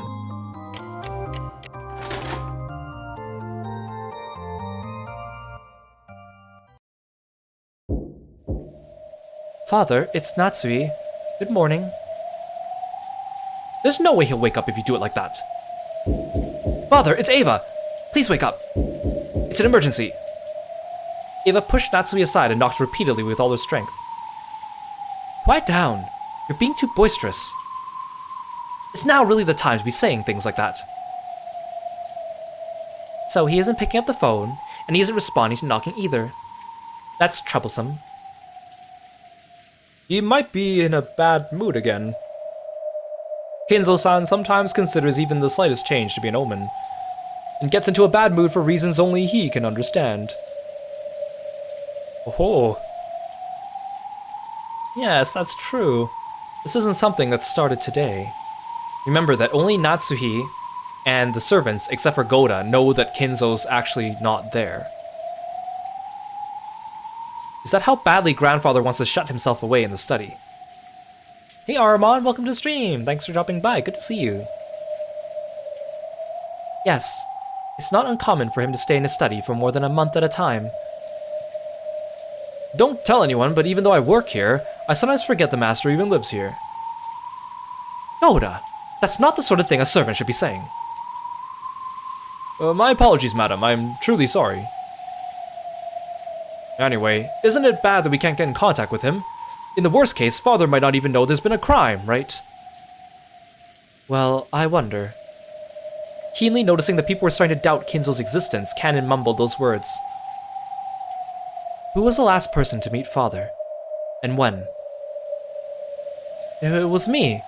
Last night, up until the time of the uproar from when Badler found the gold, I was in Father's study, giving the daily report. So at around 23 o'clock last night. No way around it. Let's open it up. What did you say? This is the family head's precious study and research room. No one is permitted to trespass without permission, okay? Who here holds the highest rank? Me, right? I am the third in rank of the Ushimiya family. If we open and get scolded by Father, that's also a responsibility of the highest ranked. Because of the urgent circumstances, we'll open this door. You have a key, right? Open it. I believe you know this, but the study door cannot be opened with the master key. The master key has recently taken away Genji-sama's key as well. Well, the master has recently taken away Genji-sama's key as well, so he has both keys on his person. Therefore, so both of the keys that can open this door are inside the study. A closed room. Good. It's finally starting to get a little interesting. It'd be pretty neat if Kinzo-san was lying on the bed in there with his throat cut. You're being far too indiscreet, Erika-san. Anyway, as you know, this door can only be opened with the keys Father has. That means anyone, even a murderer, would find it impossible to even touch Father from outside the room. So Father must be okay. Still, that doesn't mean we shouldn't worry about confirming his safety. Are you really so unconcerned for the safety of the Father you respect so much? That isn't... The atmosphere, which had been so agitated a second ago, suddenly went cold, and an eerie feeling filled the room as everyone stared at Natsui. They could understand why Natsui would protect the study under normal circumstances. People knew that she probably didn't want to disturb the research of Kinzo, a man she certainly respected, and she was therefore trying to keep the unpleasant relatives away. However, this was an extraordinary situation. A murder had occurred. Natsui's persistence in keeping things quiet for Kinzo, even in a situation like this, was hard to understand using common sense. There's a good chance that the crime occurring on this island will turn out to be a plotline murders mimicking the epitaph. It's probably a good idea to assume that crimes will continue. If we view these as plotline murders, it will keep going until a total of 13 lives are taken. Do you have any concept of how many victims that would be? Wait a second. How many people do you think there are on this island? Wouldn't that be almost everyone? No, you got it all wrong. As far as I know, the mystery novel with the most dead people in a serial murder was... And then there were none by Agatha Christie, which had 10 deaths. In the realm of Japanese mystery, is probably the Tokyo Zodiac murders by Shimada Soji, though there were less than 10 deaths in that one. Did you know, if 13 people die, as it seems they will, it'll lead to the most infamous and famous development in the history of the mystery genre. The completion of a 13-person serial murder case, right? And if everyone on this island is killed, that'd make it a historical achievement in the world of serial murder mysteries, with even more deaths than the longest murder mystery in the world, and the longest one in Japan put together, don't you see? Hey, don't you know, everyone? The culprit in this crime is giving us an incredible challenge, one that might even surpass all the mysteries throughout the world and throughout history. Of course, everyone realized that long ago, right? If you like mystery, Christie's a must-read. If you're Japanese, it's only natural you've read Shimada Soji's works all the way through. Are you sure you've been reading enough, everyone?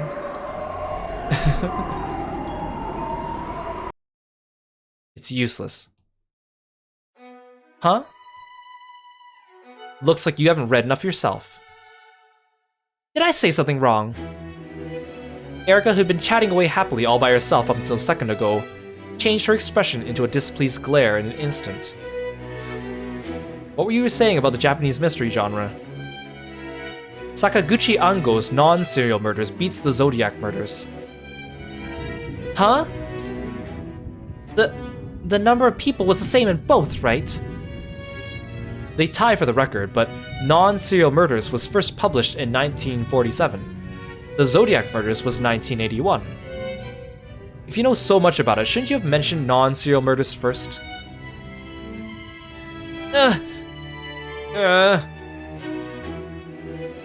Erica glared at Badler with an expression that couldn't be fully described with the word shock, and her arm shook as she stood there, lost for words. That's so totally lame. Well, that's understandable.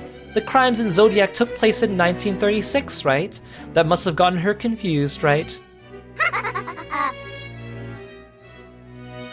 Lambda Delta kept on hitting the table, overcome with laughter. Even Bern Castell, who had been struck with humiliation, snorted and started pounding the table and laughing in the same way.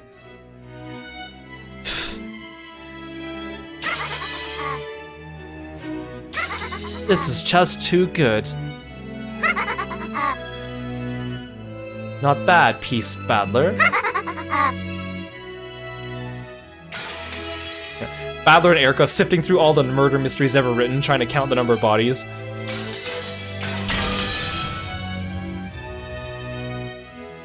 I'm impressed. You must read a lot, don't you, Badler-san? Books? I hardly read those at all. You liar. You know. Quite a lot, don't you? I'd never say something as arrogant as I'm a book reader. I'm a book reader isn't something a person who doesn't even read 100 per year should say so lightly. Don't you think? You mere piece. Anyway, we can't let such a massive crime take place. Everyone's just like, okay, can we ignore that conversation? That's right. At any rate, checking Dad's safety is our first priority right now. But what should we do? He's ignoring the phone and our knocks. The keys are inside. There's nothing we could do. Are we supposed to knock this thick door down? That won't be easy. Father might have been attacked by someone and severely injured, and maybe he's waiting for someone to help him. This is an extraordinary circumstance. Even Father will understand. And if he has any rebukes, I'll be happy to take responsibility myself. But breaking down a door would be quite rude. What about the window? That's right, the window. Is there a ladder somewhere that could reach as high as the 3rd floor? We should be able to get inside by smashing the window. Erica finally came back to her senses and her tone regained its decisive edge. The 3rd-story window, that would be dangerous. We won't know unless we try. Is there a ladder around here that can reach up 3 floors? I don't think the ladder in the guarding shed is long enough. Oh, then what about the ladder in the boiler room? I remember using it earlier when a bird made a nest on top of the rain gutter. Yes, that would be able to reach without a doubt. He must have been extremely happy about thinking of something Cannon hadn't. Looking pleased with himself as though he had won something, he glanced around at everyone. He was probably hoping Natsui would praise him, but she quickly avoided his gaze. Of course, Cannon had known about that ladder too. However, in order to protect Kinzo's secret, he had intentionally pretended to have forgotten. But with this weather and the strong winds, isn't this just too dangerous? I agree. If someone gets seriously injured, we can't go to a hospital until tomorrow, right? The wind might not be as strong in the courtyard. I think it's at least worth it to take a look. But truly, going up to the 3rd floor would be quite a challenge. Back when we had to clean up the bird's nest, most of the servants shrank away from the danger. And that's when I, your humble servant, took on a major role in spectacularly handling the situation.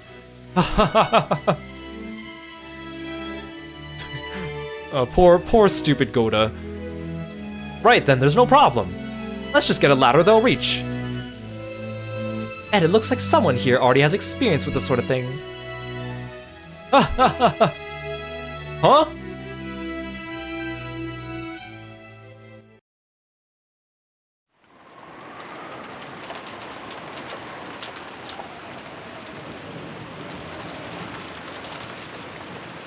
The courtyard was surrounded on all four sides, so while the rain was still fierce, the winds almost had no effect. Fortunately, the ceiling jutted out a bit, so even the rain wasn't so bad. Okay, let's try standing the ladder up. Be careful. Don't hurt yourself. Sure. Rudolph and Badler carried the special ladder, which was designed for work on high places. Yeah. Natsu's just like thinking, whoever the murderer is, can you please get Goda next? This guy's a pain in my butt. The two umbrellas followed the pair. Shannon and Cannon were holding umbrellas and sheltering them from the rain. It doesn't matter if we get wet. Go back under the eaves. Goda-san, even if there's something wrong with your knees, you can still at least hold a ladder down, right? Yes. If only I had enough Hyaluronan, going up the ladder would be no problem at all. I'm truly sorry. Goda clambered forward to replace Shannon and Cannon. As she watched this, Kirie giggled. Dad, hammer. Cool. Badler, you love athletics, don't you? Not as much as I love my cool, handyman dad. You little brat. Sheesh, I guess I gotta show this son of mine my good side every once in a while. Badler, Goda-san, hold that ladder down tight. And make sure you're looking up, okay? My hand might slip and you'll have this hammer tumbling down on you. Don't worry, I'll catch it and smash your head in. After putting the hammer they've gotten to smash the window in his pocket and cracking his knuckles, Rudolph started climbing.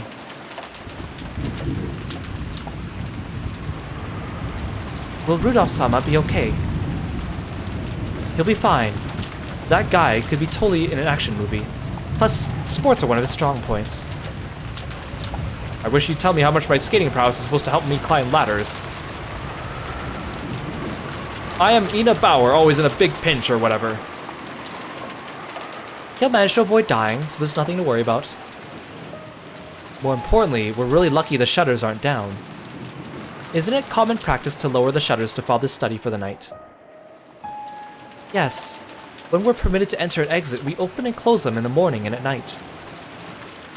However, I think it was decided that such a thing was unnecessary for the time being, so it was left open.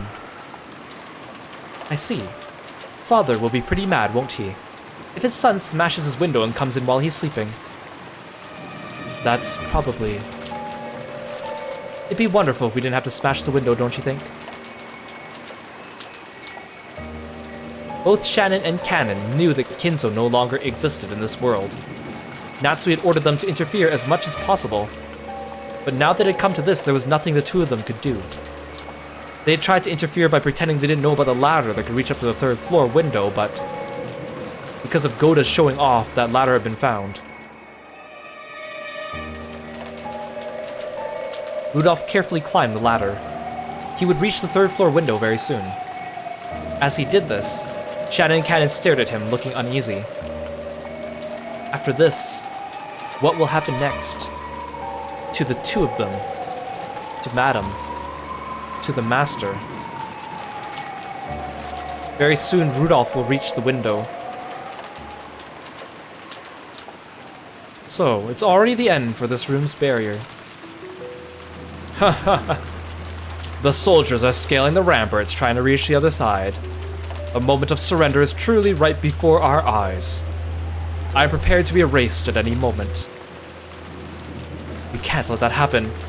You have to remain alive, even if it means crawling through the dirt. I'll think about what to do next. For now, escape from this place. You may say that, but what can I do? Ava and the rest are still camped out in the hallway, and Rudolph is approaching the window. There's no way out of retreat through the door or the window. In that case, perhaps you could hide under the bed. Huh. So I'm not even permitted the chance to wait for enemies' arrival on my throne. You might have done that while you were still alive, but now you're a ghost that Natsui and I brought to life. Ghosts should do what ghosts do best and hide under the bed or in a closet. Well, something like that really deceived their eyes. My. Don't worry. I'll be with you. I'll let you escape at the last moment. It'll be dangerous for you. Even though you're a demon, you won't get away unscathed if you're burned by the magic-resisting toxin. Don't worry about that. Anyway, I need things to get at least that bad before my heart starts pounding. How comforting. I understand. I'll hide under the bed. Milady, Rudolph will reach the window very soon.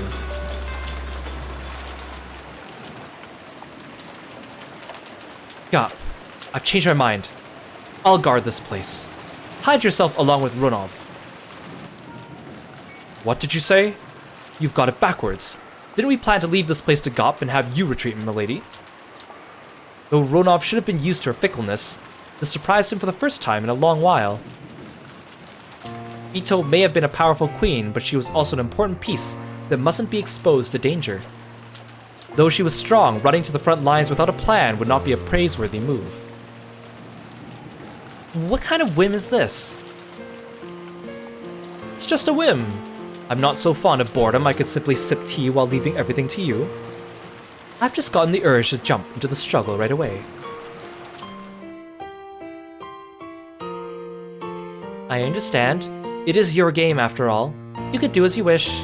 I'll carefully watch over the corpses of the first Twilight that I erased, making sure nothing happens to them. Sorry for stealing your time to shine. Is this really acceptable, milady? You should know I like showing off even more than my 3 meals a day. I've done nothing but gobble up Gop's turn. Don't worry about it. Runov and Gop both fell silent. The two of them had already noticed. Lady Byrne Castell, who used Furuto Erica as a piece, was a terrifying opponent. This fight would probably be terrifying as well. Ito couldn't expose Gop, her friend, to this danger. Ito bluffed and said that wasn't the case, but Runov and Gop had already figured it out.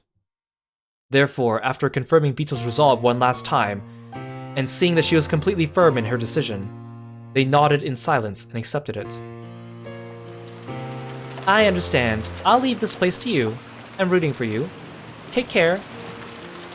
Yeah, please watch over my efforts to your heart's content. Lady Byrne Castell would probably try to expose Kinzo's absence with a closed room argument. Fights in a closed room are normally Gop's area of expertise. Queens are commanders because they're best at fighting in wide open areas. This won't be an easy fight. I'm fully aware of that. I currently serve Natsui. Watching Natsui's danger from above and letting Gop take care of it doesn't make sense to me. Understood. I wish you luck in battle. Be careful. If it becomes a complete closed room, we won't be able to come in and help you. I'll laugh at them a bit, and if things get bad, I'll just grab Kinzo and run for it. It's easy. With the door and the window, the past and future to choose from, there are plenty of places to run to. Of course, I won't let this become a closed room. Though you won't see us, we'll be cheering you on from very close by. Good luck. Sure. Gop and Runov became a swarm of gold butterflies and disappeared, and Kinzo melted into the darkness beneath the bed.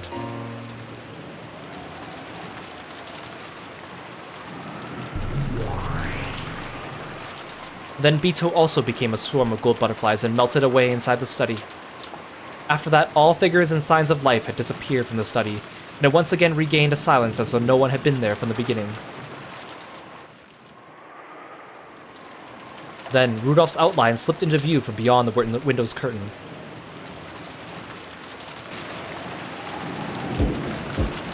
Dad! If you're in there, answer. Dad! As he yelled, he hit the window. His foothold was so uncertain that just hitting the window felt life-threatening. But of course, this was Rudolph, the show-off. Deciding he couldn't do anything stupid with so many people watching from below, he suppressed the fear from being so high up, and boldly knocked on the window. Come on, grandfather, can't he hear? I wonder. I hope he doesn't drop the hammer. How many seconds have passed? It's been 30 seconds since he knocked on the window. So, he'll really... smash it? The master will be very mad. Well, someone was kind enough to brag about how accepting that anger is her duty, so there's no need to worry.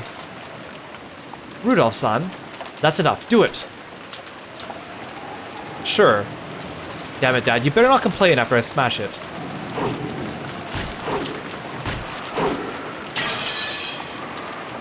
He hit it several times, and eventually a fist-sized hole opened up in the glass.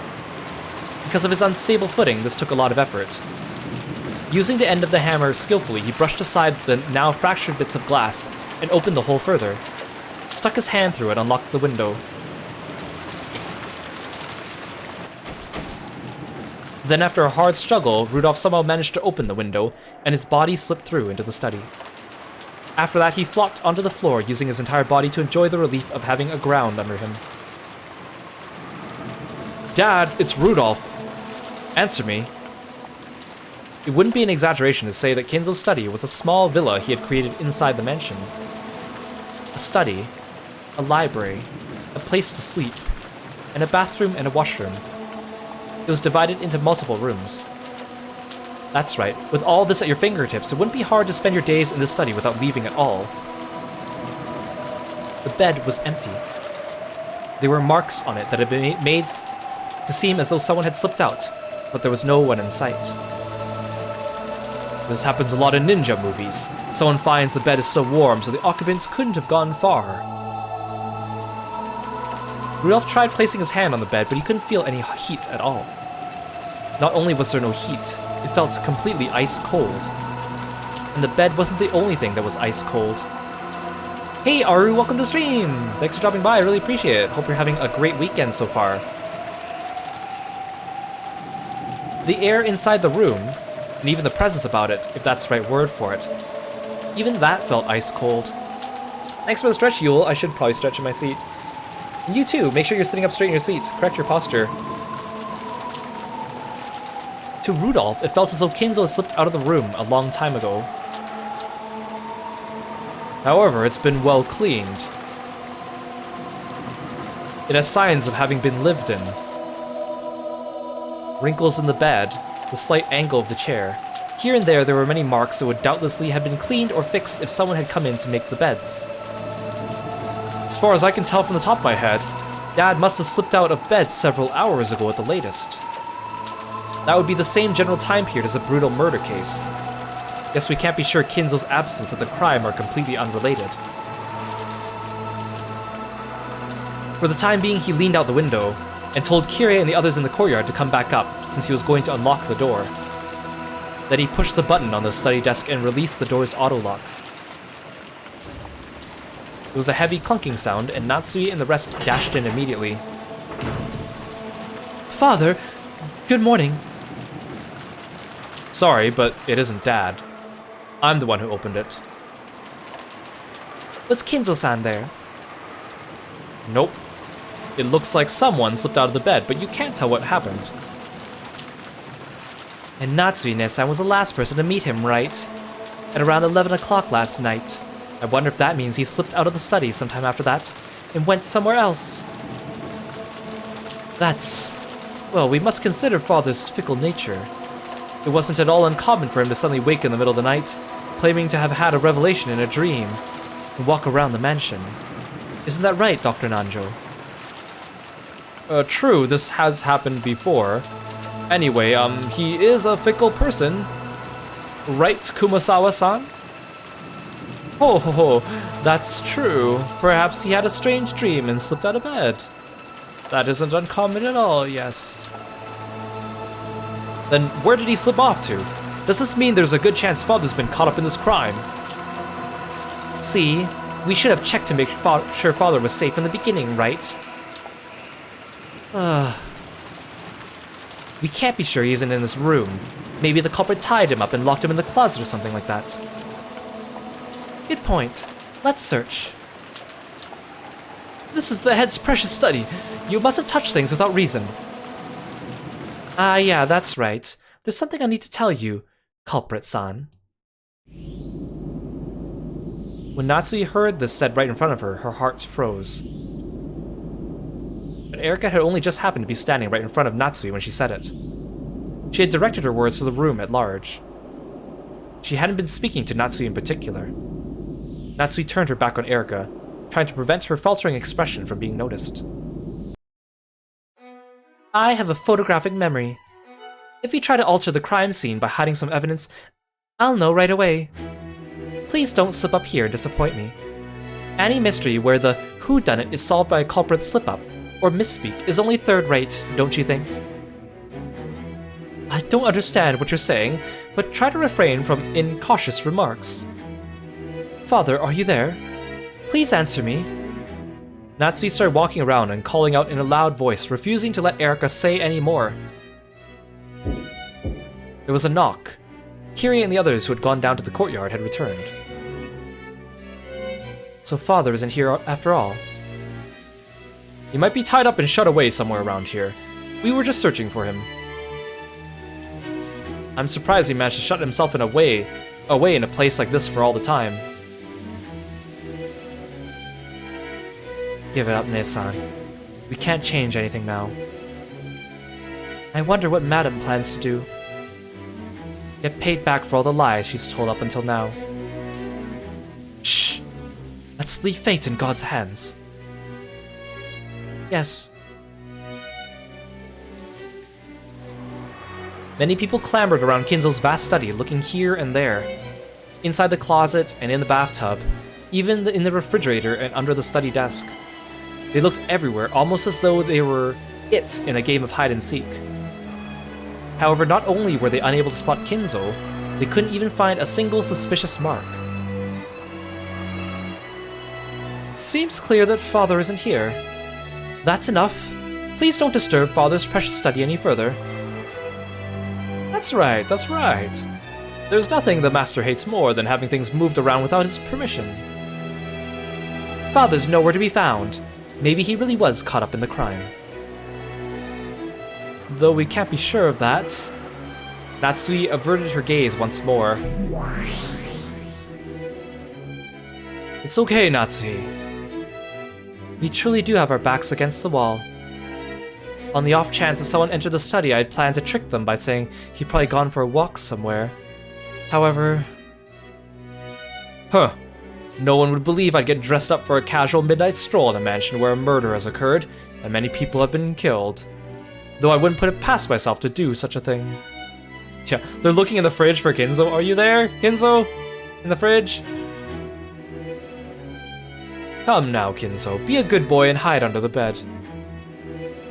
It's okay, Natsui. You may remain calm. It's possible to prove that someone exists, but you can't prove that someone doesn't exist. In other words, a human world is one in which, regardless of whether something exists or not, you can make it so that they exist. And the shadows that can make such things exist are themselves the world of us witches, the world of demons.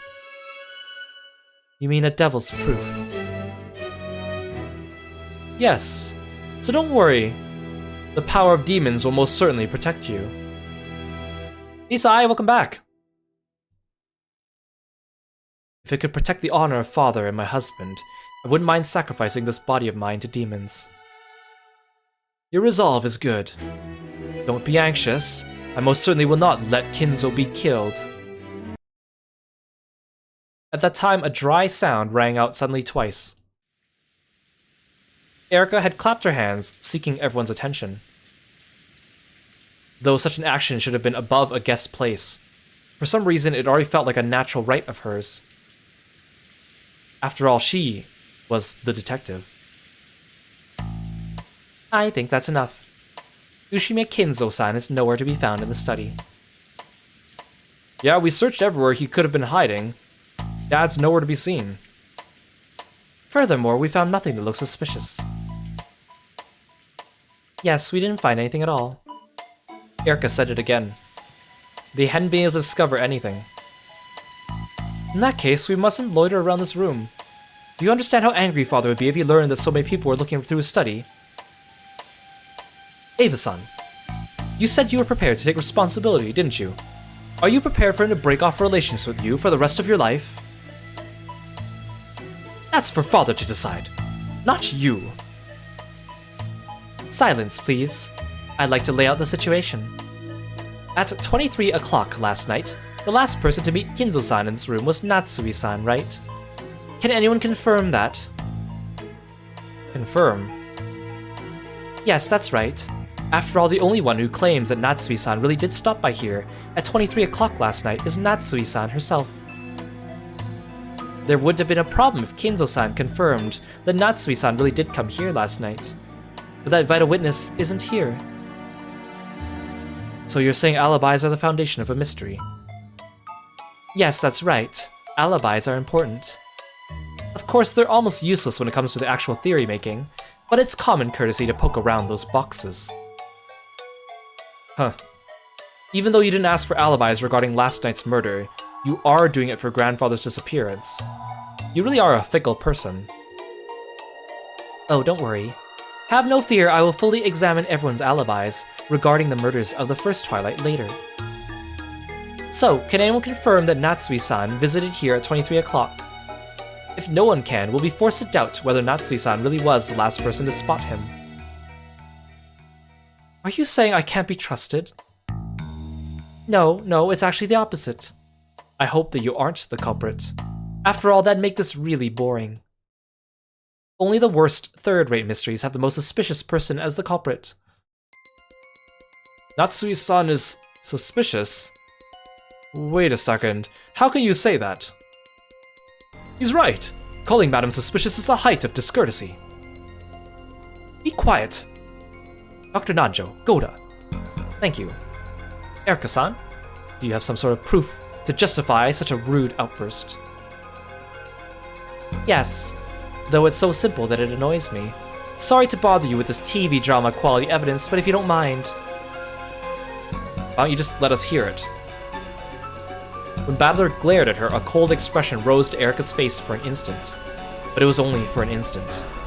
After smiling peacefully and gazing around at everyone, she started to talk. She looked like the main character in a play, who had come out onto the stage bathed in the spotlight. It's about this morning. Please remember the time after the murders occurred, during the big uproar that followed. We wanted to tell Kinzo-san about the crime, but he wouldn't come out, no matter how many times we called to him on the telephone. Remember that time. Anyway, isn't it bad we can't get in contact with him? In the worst case, Father might not even know there's been a crime, right? Well, I wonder. Keenly noticing that people were starting to doubt Kinzo's existence, Cannon mumbled those words. Who was the last person to meet Father? And when? It was me.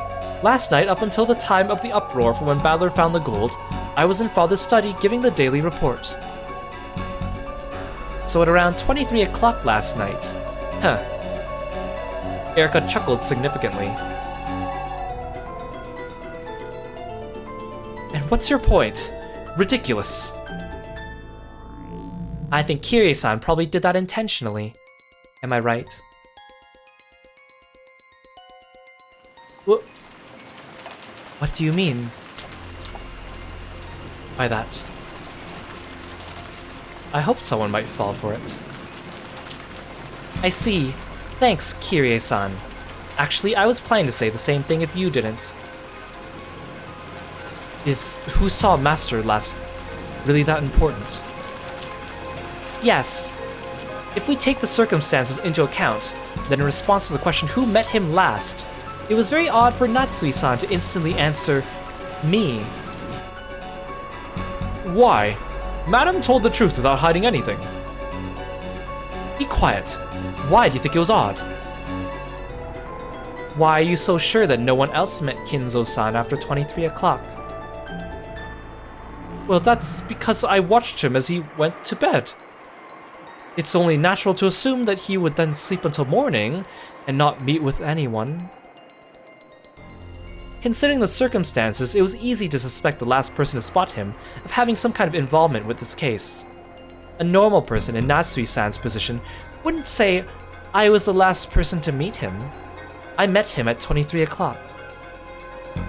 Right, Kirie-san? Yes, that's correct. A normal person would say, "I met him at 23 o'clock. However, I'm not sure I was the last person to meet him." Something like that. Good. Claiming to be the last witness is usually quite difficult. That is, unless you know something that makes you sure there were no other witnesses after you. In third-rate mysteries, the last one to spot the victim is often the culprit. They killed the victim themselves, so they knew that no one else could have met the culprit later on. That's how the argument goes. Oh, couldn't that be nothing more than a minor misspeak? It's not important enough to be picked up out of the blue and focused on. Yes, that's nothing more than nitpicking.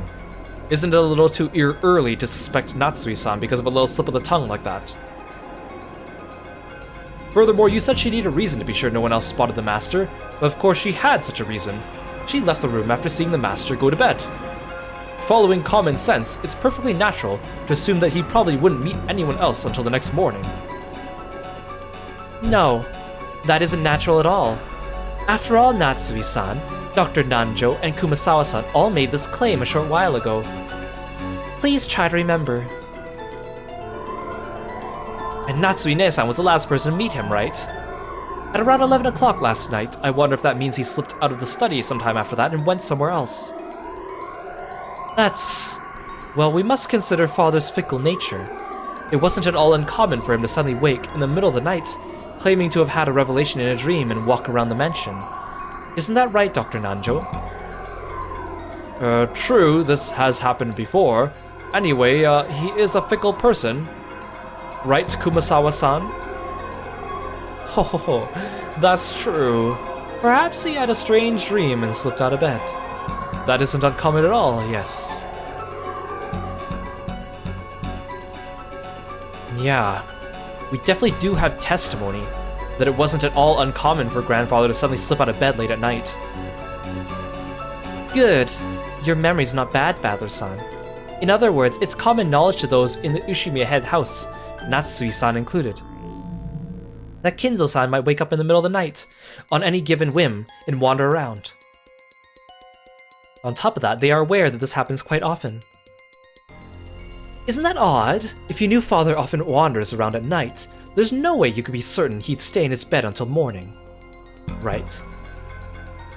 It really is like a third-rate mystery. You know, that thing they do in the last 5 minutes, where the culprit asks, "When did you first realize it was me?" and the detective answers. Seriously, that's why I feel let down. If it turns out Natsui-san really is the culprit, this will be worse than a TV mystery. That's why I want to clear away the suspicions surrounding Natsui-san as soon as I can. I want to make sure this mystery isn't third-rate before I do anything else.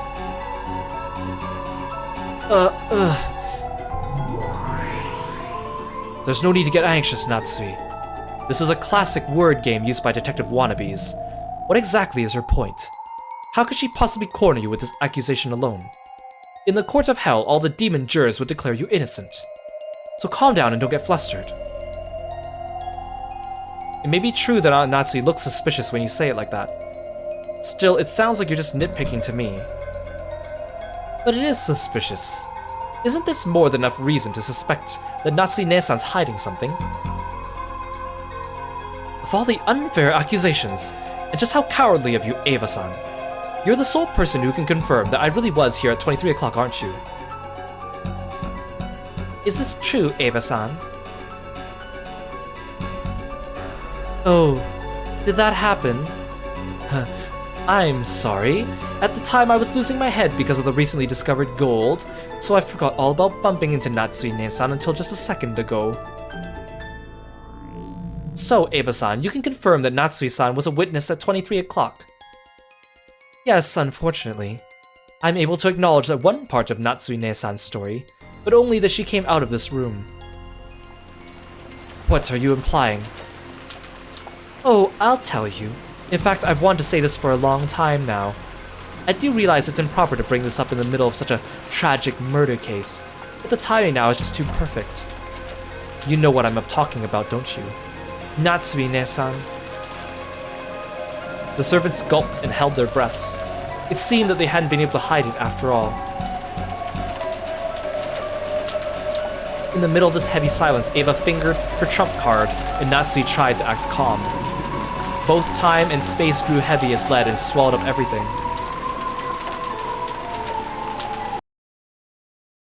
Just when did Kinzo-san disappear, I wonder? Erika's words, spoken almost casually, tore that atmosphere to pieces like a shattering glass. Simply put, we haven't met him once at the family conferences this year or last. That's right. We're suspected it since last year. Seeing as how my son and the others have just been killed, this may not be the time or place to press you on this, but there's a chance that this has something to do with the crime, so pressing you is just what we'll need to do. It's possible you have a motive for hiding Father's death. We have reason to suspect you are embezzling his assets. If Father were to die, an investigation would be conducted for the distribution of the assets, and your embezzlement would be exposed. That's why you hid the fact that Father's already dead. I see. That's more than enough for the why done it. This keeps getting more and more third rate. Boring. I don't know what you're talking about. You say I'm hiding the head's death. I most certainly won't forgive such a reckless accusation. That's right. In addition to Madam, the other servants take care of the master on a daily basis. They see him all the time. Genji-san, Shannon-san, and Kanon-kun.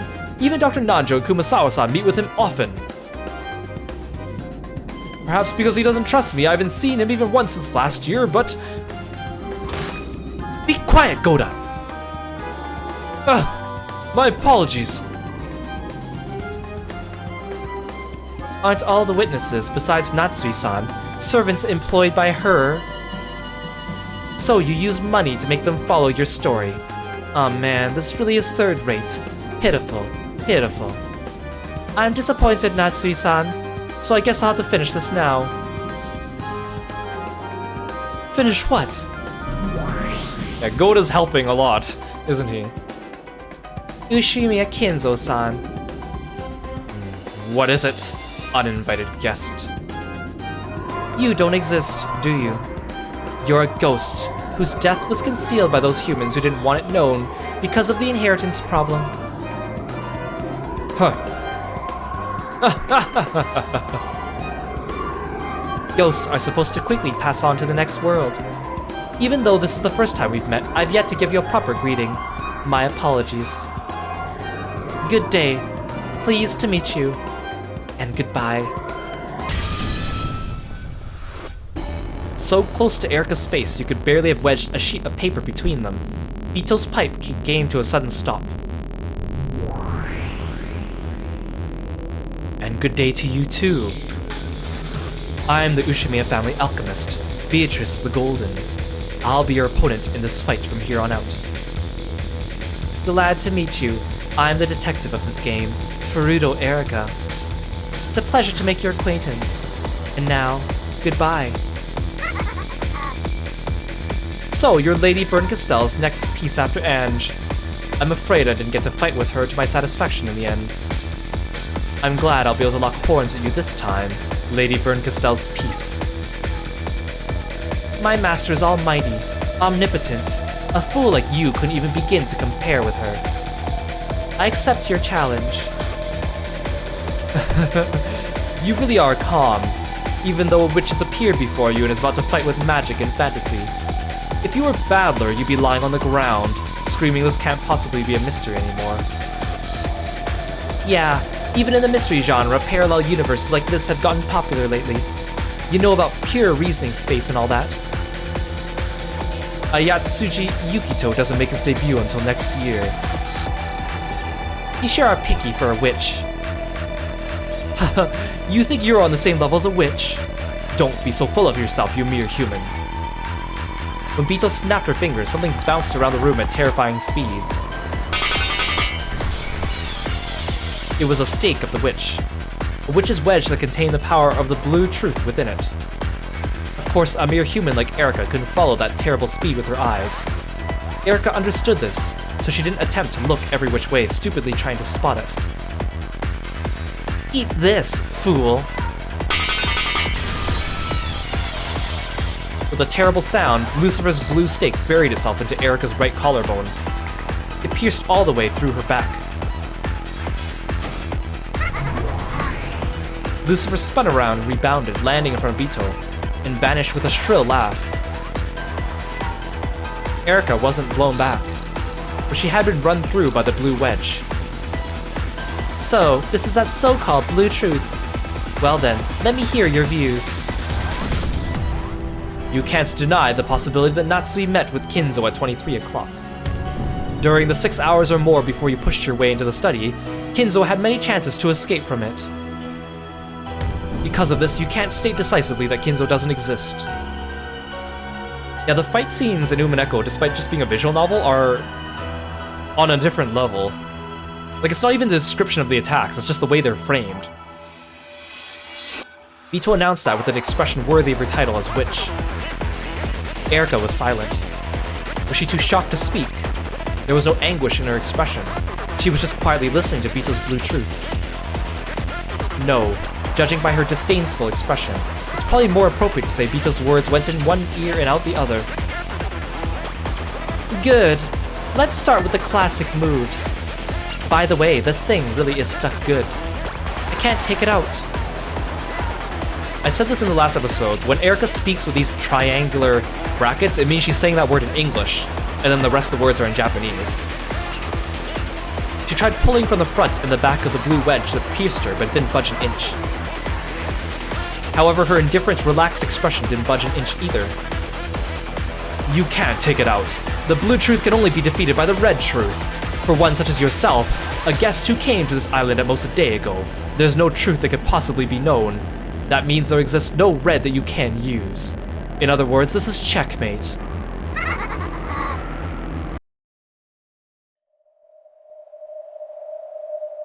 I see. So that's what kind of space this is. In that case, I'll need a piece suitable for fighting a witch. I'm the detective. My role is to take on the human culprit. You are a witch.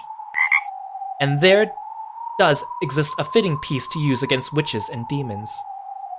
Hey Salem, welcome to the stream. Thank you so much for the raid. Welcome. Excellent timing. Hey everyone. Hey Chori, welcome, welcome. Hey Seton, welcome to the stream. Hey everyone. Hey Zero. Let's write a shout out. Guys, please follow Salem. He's a really cool streamer. And he plays a lot of different games as well, and he's also a really nice guy, always very supportive. I really appreciate you. Please make sure you follow Salem as well. Give him a good follow there too. Hey everyone, welcome, welcome. Thank you so much for coming by. Thank you so much for entrusting me with your viewers. Oh, thank you for the stretch, Kieran. Oh, and thank you for the Kirby. Perfect timing. I'm Kiro, the frog-loving martial artist. We're reading Umineko, which is a murder mystery with some fantasy aspects. We're at a part that is critical in this episode, where there's an argument about a closed room, and so the characters are about to fight it out and argue the closed room here. Excellent timing. Thank you so much, and make sure you check out Salem as well. Thank you, thank you. Hope you guys are having a good night. Feel free to sit back and relax.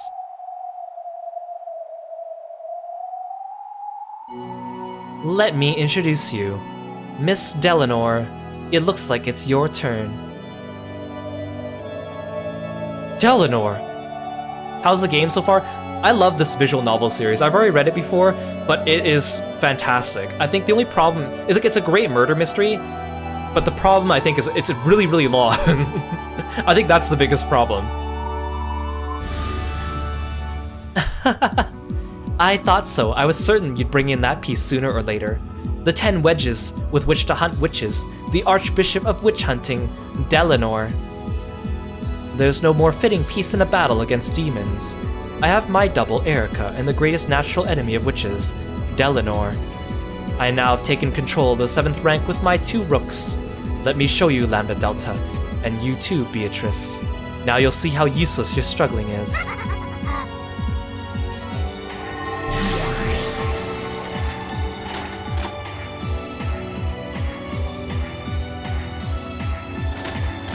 The air shone brightly, and the piece Erica had guided there showed its form. That form resembled a clergy member perfectly suited for confronting an evil witch. It is a pleasure to meet you. Delanor A. Knox is my name. The name Delanor A. Knox is a reference to Ronald A. Knox, who is the one who wrote the 10 Commandments of the writing mystery novels that they have been referring to. Her name here is a reference to him because Delanor is Ronald backwards. I think in universe it's explained that she is his daughter, but he didn't actually have a daughter named Delanor. Even though this space was like a bomb just waiting to go off, she introduced herself in a neat and frank manner. Her out-of-place appearance, completely different from those of the demons and witches, felt blatantly odd and had a kind of severity to it. This is the first time I've met you, but I've heard all the rumors. So, this doesn't truly feel like a first meeting. The same goes for me, Miss Beatrice. The detailed materials Eisern Jungfrau has on you summarized in 600 pages.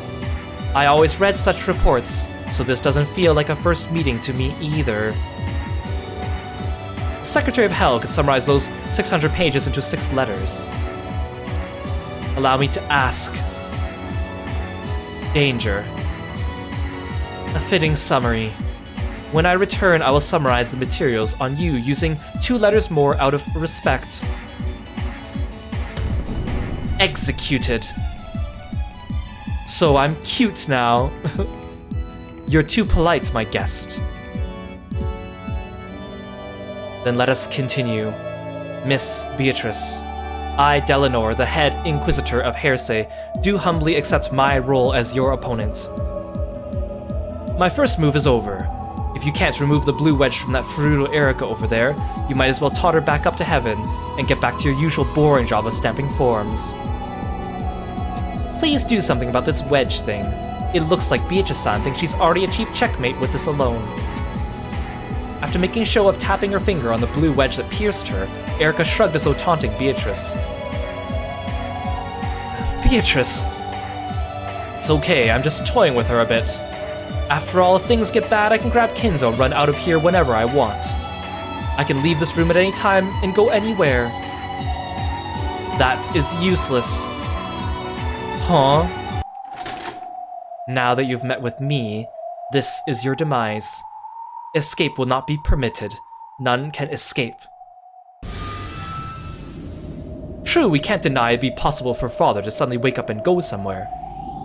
But you know what? I could say for sure that such a thing couldn't have happened. You know why? How could I know? Are you trying to say you stood outside the door all night, watching to make sure the head didn't take a step outside? Yes, someone was watching. This kid right here.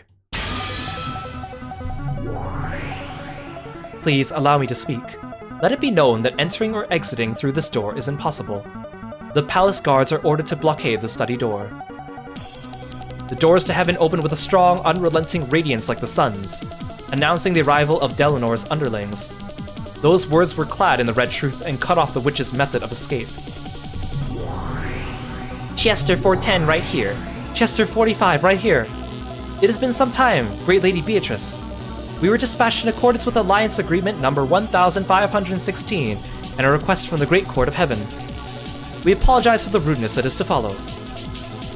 We formed a precision blockade on the study door, yeah? I think it's best if you stay away from it, yeah?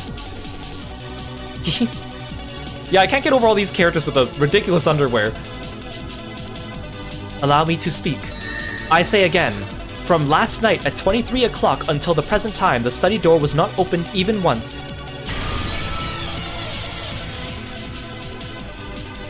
What is that scrap of paper? It's a completely ordinary receipt. But even so, this mere scrap of paper proves that you lied. Last night when you came out of the study, Ava saw her chance and wedged a receipt into the crack of the study door. And it fell down just now when Rudolph-kun opened the door for us. Know what that means? In other words, from 23 o'clock last night until now, Father couldn't possibly have opened this door. What'd you say? Rudolph, the window was locked, right? Yeah, that's why I smashed the glass. That's the receipt callback, baby! The other windows are all locked as well. They're built so you can't lock them from the outside. Allow me to speak. Know that the windows were all locked. Palace guards blockade all of the windows. By the name of Iser and Jungfrau, I give the palace guards permission to make use of forbidden weapons. Understood. Entire force permission granted for use of forbidden weapon Red Warhead. Begin transmitting activation code. Yeah? The password doesn't work, yeah? 410, turn caps lock off and try again. Jester Scott, precision blockade for study door and all windows complete. Well, thanks for the stretch, Armon. We warn the great Lady Beatrice that if anything is caught passing through these physically, conceptually, or by any other method, we will shoot without warning.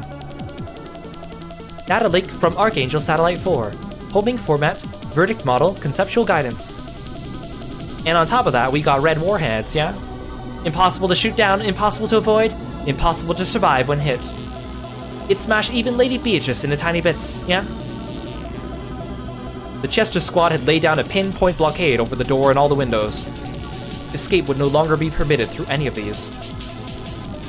My. I should be doing the welcoming, but it seems I am the one being welcomed. I'm grateful for the courtesy call. You've even brought the Chester sisters.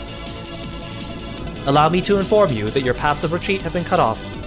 Commander Delanor, let us now remove the sin and purify. You've done well. Miss Beatrice, I've had your paths of retreat terminated. You cannot leave through the door, nor can you leave through the windows. Therefore, escape will now be prohibited. You think you shut me in with this alone?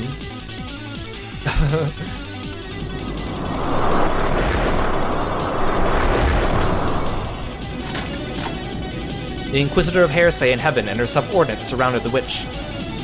The subordinates used a powerful barrier to cut off Bito's methods of escape. Demons tend to resist capture, and as a result they sometimes escape. However, angels counter by blocking off passages of escape, allowing them to eradicate their targets without fail.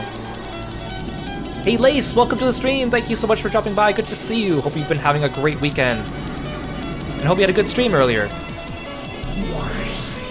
In other words, this study was a perfect closed room from the time Natsui-ne-san claimed she said goodnight, to the time Rudolph opened the door. In that case, Father would have to be here. But there's not even a trace of him. Come on, what the hell's going on here?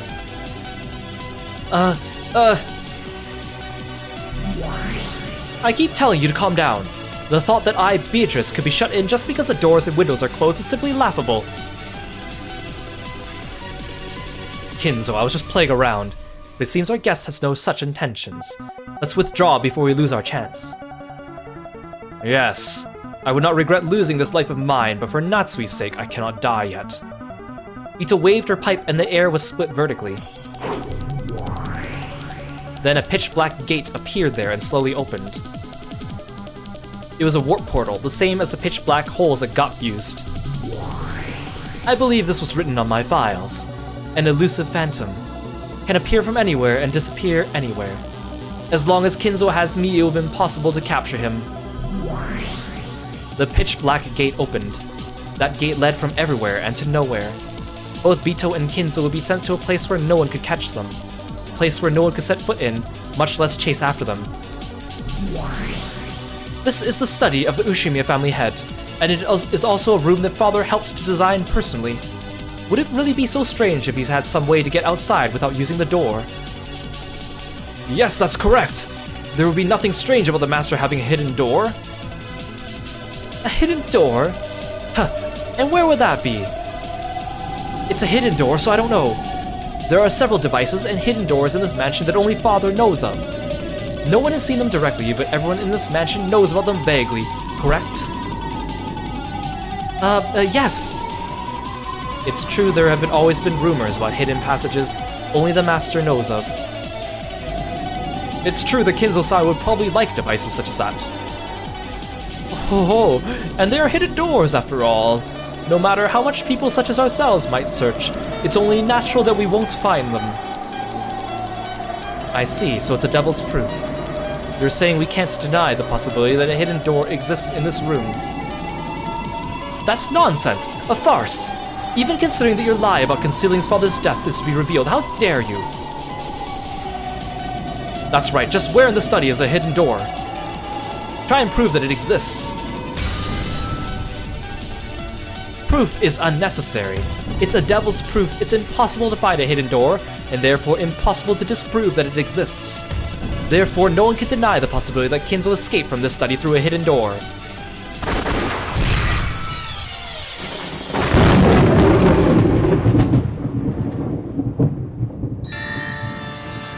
I will not allow a hidden door to exist in this room.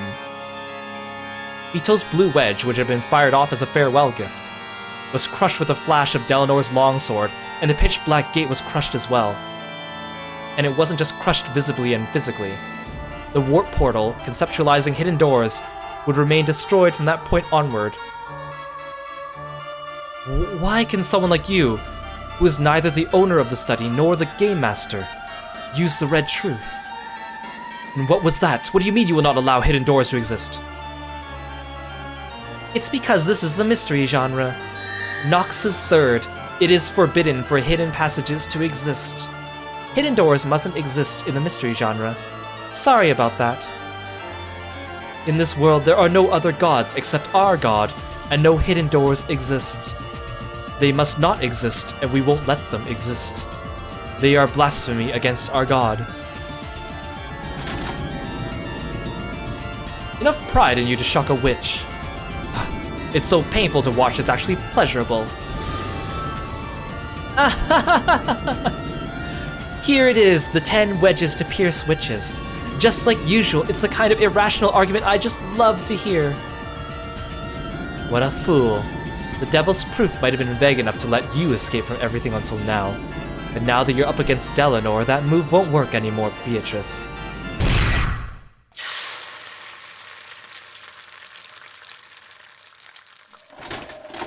As I thought, you're no different from any witch after all. I'm disappointed. Bito, it seems this isn't an opponent we'll be able to escape from easily after all. Please do entertain me, Beatrice-san. You should at least serve some tea for your guests. It doesn't even matter if it's third rate. Come on, please use the blue truth, and tell me how Kinzo-san escaped from the closed room study. Very well. Make sure you don't cry. It's possible that after slipping out the door, Kinzo noticed the trick with the receipt and correctly returned it to its original place. Denial of that with the red has already been finished. After 23 o'clock, the door to the study was not opened even once. Kinzo might have been a marvelous magician and an inventor, right? He might have invented a drug that turns his body to mist and slipped out through the keyhole. No such drug exists. It must not exist. Or maybe he invented a teleport device, right? That possibility is undeniable because of the devil's proof. Such a machine does not exist. I will not allow it to exist. Oh, so you can examine every drug in the world? You can deny the existence of unknown scientific devices? There's no way you can. It's a devil's proof. You cannot deny that they might exist. I will repeat.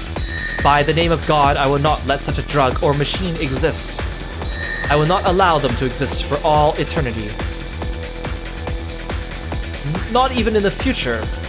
Oh, so you think you can deny possibilities in the future of the human race? It's Nox's fourth. It is forbidden for unknown drugs or hard to understand scientific devices to be used. The progression of humanity, as well as techniques and knowledge that might be unobtainable in the future, are decided upon by our God, and the denial of their existence has been proclaimed for eternity. Therefore, I will not allow such a technique to exist for all eternity. It is not permitted. Both Delanor and Bito had supposedly just gone through a massive exchange of red and blue. However, not only did Delanor not take any damage, she also showed no signs of fatigue. Bito might have been a fearsome witch, but blood flowed through her veins and she did breathe. She felt both pain and fatigue. But Delanor was like a doll made of marble. She felt no fatigue, no pain, no hesitation. Even if Bito's sharp wedges had aimed right for Delanor's eyes, she wouldn't have shut them. In fact, it's doubtful she ever blinks in the first place. Beatrice, hang in there. Well, I've already heard the rumors, but our capability really is awful. Or our compatibility really is awful. To think that dreams, hopes, and even future possibilities will be forbidden, the pride of the gods is overwhelming. I'd expect no less from a witch hunt executioner. It seems we'll never be able to enjoy a drink together. Even the strikes that had made battlers surrender over and over had absolutely no effect on Delanor. Well, I more or less knew that was coming, to think I'd be repelled so easily. Quite a formidable opponent. Oh my, so even the great goldsmith has gotten old and decrepit. Hearing those words come out of your mouth is rarer than seeing 2 comets in the night sky. Huh, I'm not decrepit, I'm already dead. Huh, that's true. Sorry, but I'm not letting you die for just a bit longer. Ito experienced something she'd only rarely felt during her entire life. It was probably what we call hardship. Ito quietly brushed aside Natsui's hand that tried to comfort her, and she regained her posture again, showing off her witch's pride and continued readiness to fight. Is that all? There was no need for me to come here. I'm disappointed. I'm not done yet. I was just testing a few moves just now. I merely wished to measure your abilities. How foolish. Know your place, Golden Witch. Lady Berncastel, or Lady Beatrice. Ito's expression became tense once again. No longer was there any trace of mischief. Yeah, who else there in the chat? Who else has your head hurting right now from all this logic? The mood changed. The time for playing is over. Here I go. In that case, I shall acknowledge that Kinzo did not enter or leave the study. I love how they can keep, like, pausing the music and then suddenly, like, amp it up with another better music track and then pause it and amp it up with a better music track. Why don't I accept your closed room? Let it be known that Beatrice has changed her pattern of attack. Beatrice, who had until then thoroughly resisted the idea that a closed room existed, did an about-face. She proclaimed that she accepted their proposition. Of course, this didn't mean she surrendered. This was a new attack of Bito's. Delanor noticed this and readied herself. Yeah, I think the tracks are bangers, especially starting with episode 5. The Answers arc has so many better tracks than the Questions arc did. What's going on? Why did Lady Beatrice acknowledge the closed room when she's trying to destroy it, yeah? She's probably trying to claim that Kinzo existed outside this room. Confirmation, the great Lady Beatrice's warp portal has reactivated. Natsui claims to have talked with Kinzo in the study, but she never said that she spoke with him face to face. Therefore, if Kinzo was in a location other than the study, there's no contradiction as long as they held a conversation.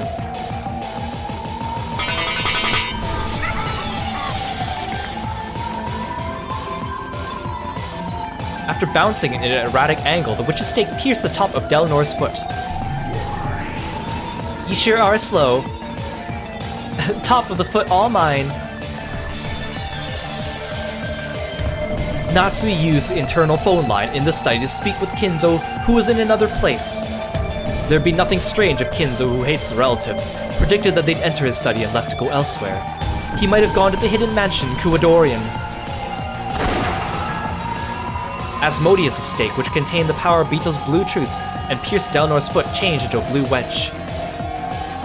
Not bad, that makes sense, yeah? Blue truth valid. A cyclone of gold butterflies swept up with Bito at its center. The magical power of the once smashed black gates was once again refilled. If I can manage to hold Delanor off here, I'll be able to warp Kinzo out of the study this time, all the way to Kuwadorian. Delanor moved clumsily, trying to pull the blue wedge out of her foot, but it didn't even budge. Of course, Bito didn't miss this chance. No witch would. I've got more, so get ready. There's a chance that Kinzo Natsui mentioned does not refer to the person himself. The Kinzo Natsui spoke of might have been another name for this room, right? Kinzo had taken refuge in Kuadorian and was impossible to contact. Perhaps Natsui called this room Father, and by contemplating inside it, she felt as though she had received some sort of revelation from Kinzo. We've stopped your movement. You've already lost. Yeah, what a crazy theory. Beelzebub's blue wedge pierced the base of Delnor's neck. Of course, even this didn't cause her to flinch, but her movements were restricted even further. Interesting. Is that all? You don't call it a full-course dinner if you stop at the soups and hors d'oeuvres. I'll hit you with the main dish and the dessert at once, so watch your stomach explode as you die. Even if, as you say, this is a closed room and impossible to escape from, you can't deny the possibility that he's still hiding in this room. I'm not talking about a hidden door. He must be under the bed or above the ceiling.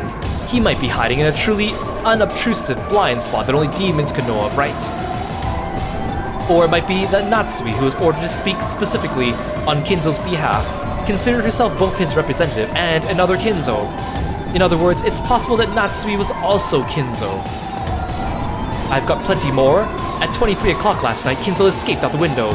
Natsui watched him go, then locked the window. This doesn't lead to any problems. In fact, it might be the most beautiful blue truth yet. How's that, Delanor A. Knox? There are many ways to escape from this closed room. Know your foolishness in trying to oppose my master. There's no need for you to argue back. Just lose and sleep for all eternity.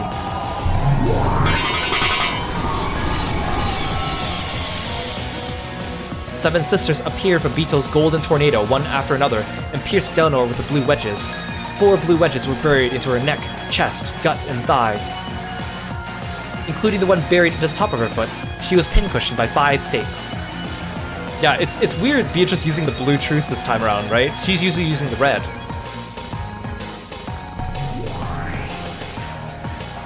Beatrice-sama, where's my turn? I'll use you if I think of any more. Be quiet for now. How do you like that, Delanor the Witch Hunter? After skewing and burning so many witches in the past, how does it feel to be skewered by a witch this time? They were all ridiculous arguments, but they came fiercely one after another. Though a total of 5 wedges pierced Delanor, her expression didn't change in the slightest. However, her movements have indeed been limited. Ugh, witches sure are nasty, yeah? You can't beat twisted logic, yeah? They don't violate the Nox Decalogue. It's valid.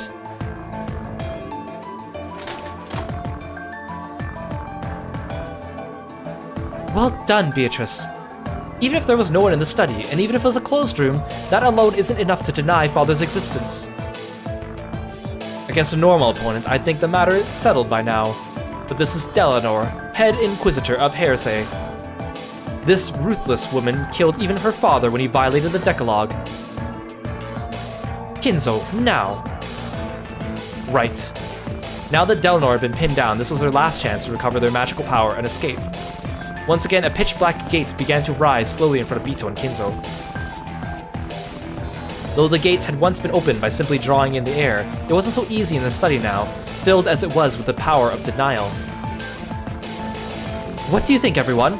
No matter how much you question the state of the study, you can't question whether or not Father is in good health. Oh, so you say.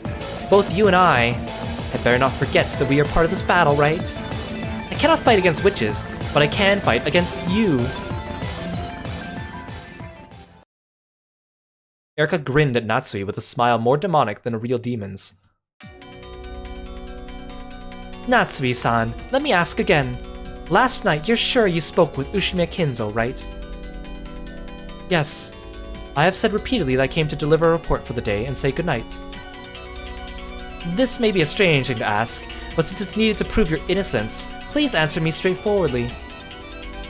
This Kinzo you speak of is the Ushime Kinzo-san we all know of, right? It isn't a different person or a thing with the same name, is it? I'm not really sure what you mean. It's like this. You didn't, for instance, start calling this room itself Father after Father's death, right? That's what she's asking. You said you gave a daily report to Father before he went to sleep, right? That doesn't mean you gave a daily report to the wall here all by yourself inside the study called father, right? How rude! Nothing of the sort happened. Father is father. He is in good health, and I most certainly gave him a report and said goodnight to him last night. I'm not trying to trick you or talk my way out of anything. I see. In that case, can you repeat what I'm about to say? If you aren't tricking or deceiving us in any way, you should be able to do it. Fine. I'll repeat whatever you want. Repeat it.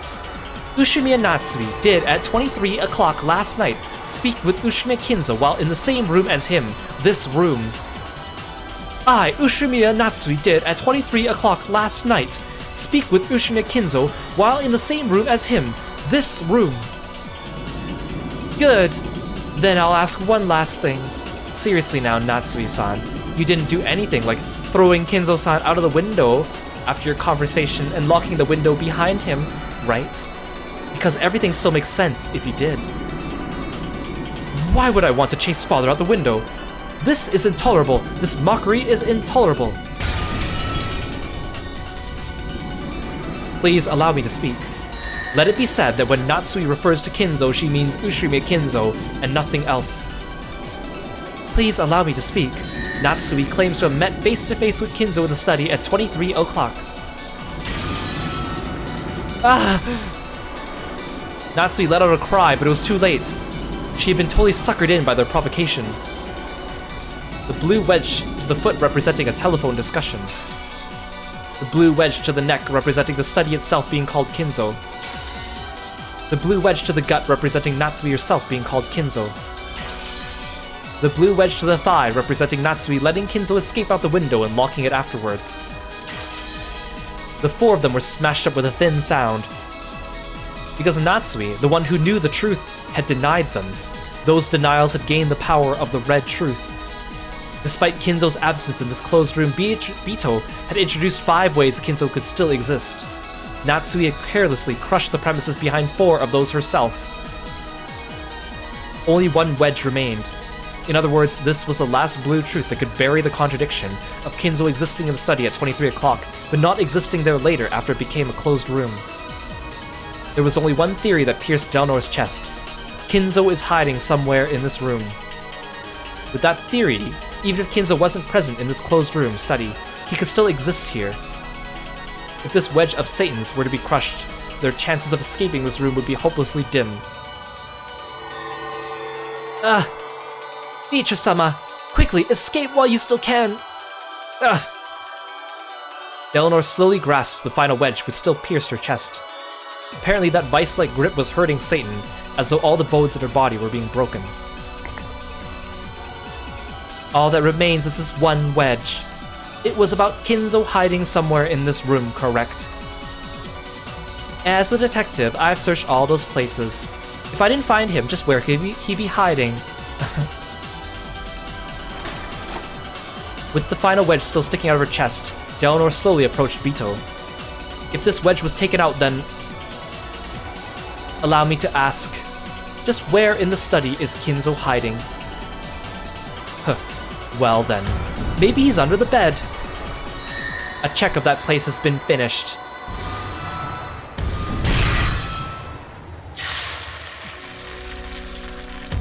Maybe he's in the bathtub. A check of that place has been finished.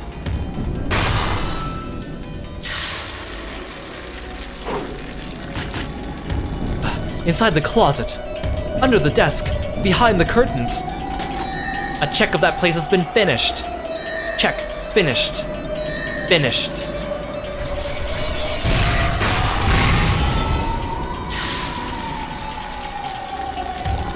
Behind the bookshelf.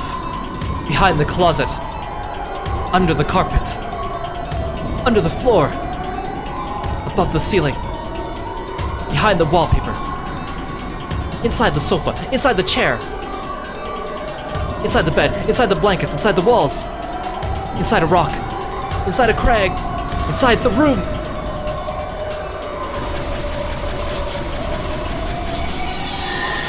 Check, finish, check, finish, check, finished.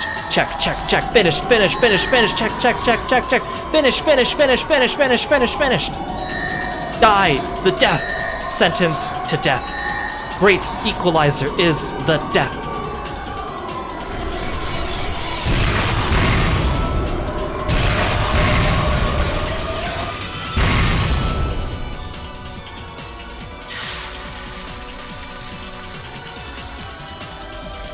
No locations would work against Delanor by this point. Delanor took Vito's final desperate onslaught head-on, turning everything back with the far stronger power of denial. Beat them up. Knock them down with overwhelming force. No longer does any place exist in this study for Kinzo to escape to. Yeah, meanwhile, Kinzo's standing in the full suit of armor, giggling. I sure fooled them. Vito was blown back like a leaf dancing in the wind, knocked around over and over again like an empty can lying on a road. By now, no matter how many times Vito used the blue truth, it wouldn't be able to defeat Delanor's red. Witches are so pathetic. You just try to talk your way out of things endlessly, trying to confuse the truth. Let me borrow Delanor's words. I'm disappointed, Beatrice-san. Ugh. Erika coldly delivered these decisive words to Vito, who was crawling on the ground. Detective's authority. The detective has the right to inspect all crime scenes. I have exercised this right. Therefore, I can say this. Kinzo-san is not inside this room. Furthermore, this room is a perfect closed room. From the above 2 points, I can state this fact. This room was empty the whole time. Natsui-san lied about having met Kinzo-san here last night. That makes this checkmate, Beatrice-san. How's that? Simply by the existence of this room, this level of reasoning is possible for Furuto Erika. What do you think, everyone?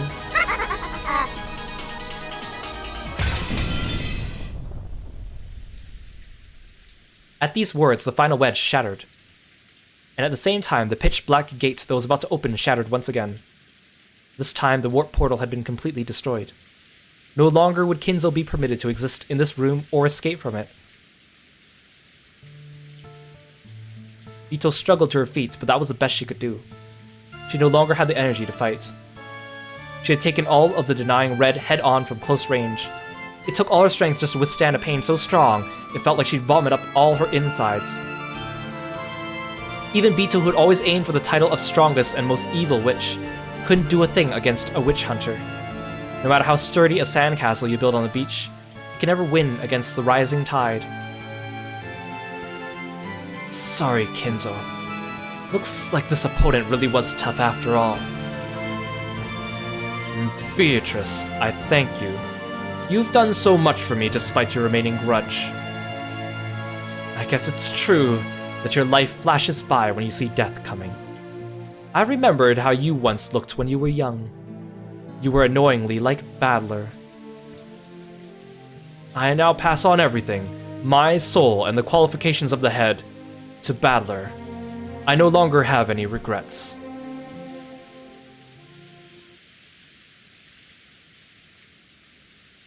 Battler.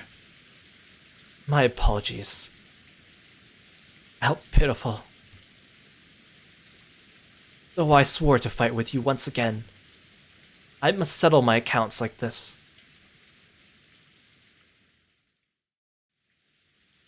To Bito, it seemed as though Battler had met her gaze. There was no way he could have. This Battler was the Peace Battler. There was no way he could see Bito in this higher-level world. However, his eyes really did meet hers. Even though they couldn't have, Bito was sure they did. As Erika, Ava, and the others closed in on Natsui, questioning her over and over, only Battler stood apart from that tumult. His expression held none of the enthusiasm and excitement the other humans had. It just piercingly and coldly surveyed the scene. And the expression on his face was a quiet displeasure, anger. He wasn't feeling compassion for Natsui because her lie was about to be exposed. However, he couldn't excuse Erika, a self-proclaimed intellectual rap artist who simply enjoyed cornering Natsui and those who sympathized with her. Then he whispered softly, "It's useless." Vito and the others definitely heard that. You don't think Badler might turn things around from this weakened position? I probably could have done it back in the day. And Badler can probably do it.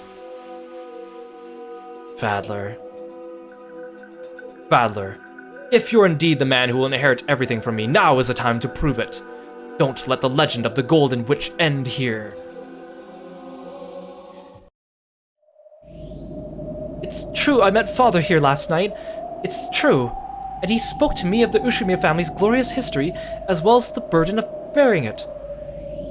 Your lie has already been exposed, Natsui-san. We already know that you were alone in this room last night. Isn't it about time to give up and confess? Culprits who are bad at giving up tend to go with bad mystery novels. At least in the end, please prove that this is a slightly better third-rate mystery than that. It's useless. It's all useless. Badler, who had been silent off by himself up until that point, spoke. At first, it sounded though as he was attacking Natsui. However, when Erika realized he was glaring directly at her, her expression visibly clouded with displeasure. And just what are you calling useless? If this is a third-rate mystery, then the detective's third-rate too. Listen up. I'm gonna become grandfather.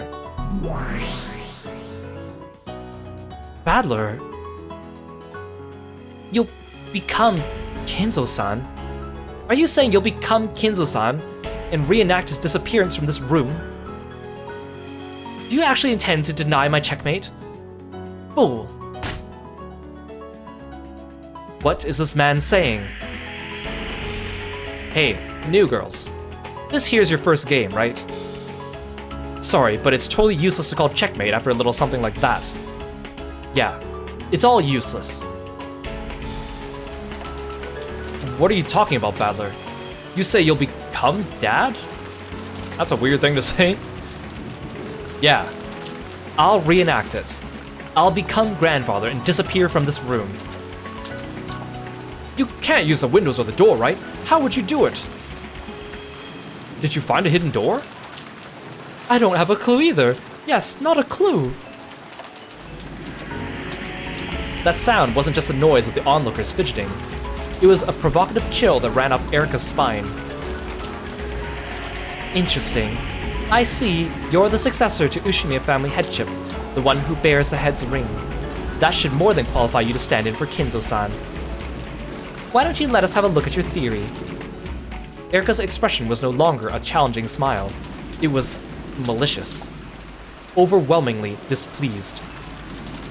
She couldn't conceal her anger at having this very pleasurable time of hers ruined.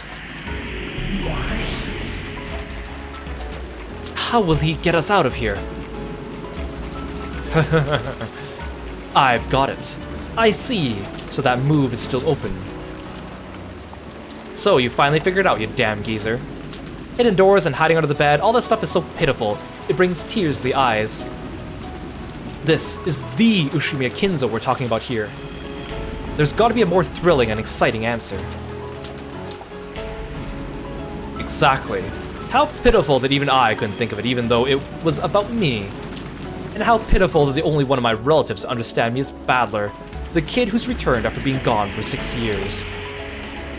Badler, take my place. Do not shame me. Sure, Gramps. I'll teach these guests what the dignity of the Ushimiya family head is all about. What are you planning to do, Father? Natsui, Beatrice, watch. We'll show you what being the Ushimiya family head truly entails. That Badler, what's he trying to prove? There's no way he could do anything. This is a perfect closed room.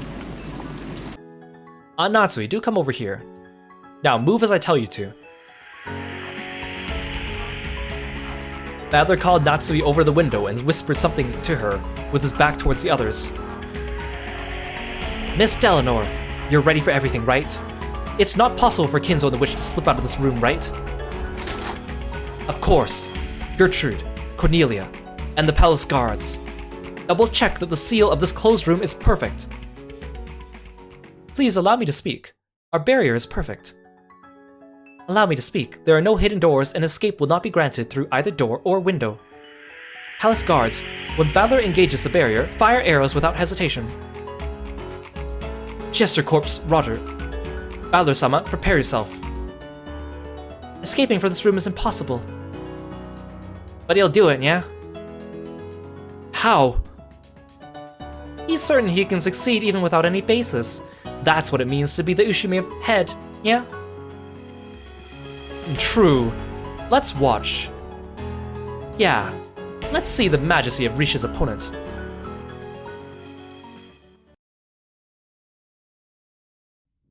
Then I'll begin. Everyone nodded and watched Battler's every move. Grandfather was lying in bed like this, grunting his understanding of Natsui's daily reports or whatever. Battler lay down on the bed himself. As if it still mattered now, Erika grumbled about disturbing the crime scene, but no one listened to her. Then I stopped answering and sleep. Well, realistically speaking, I'd probably get tired of all that talking and only pretend to be asleep.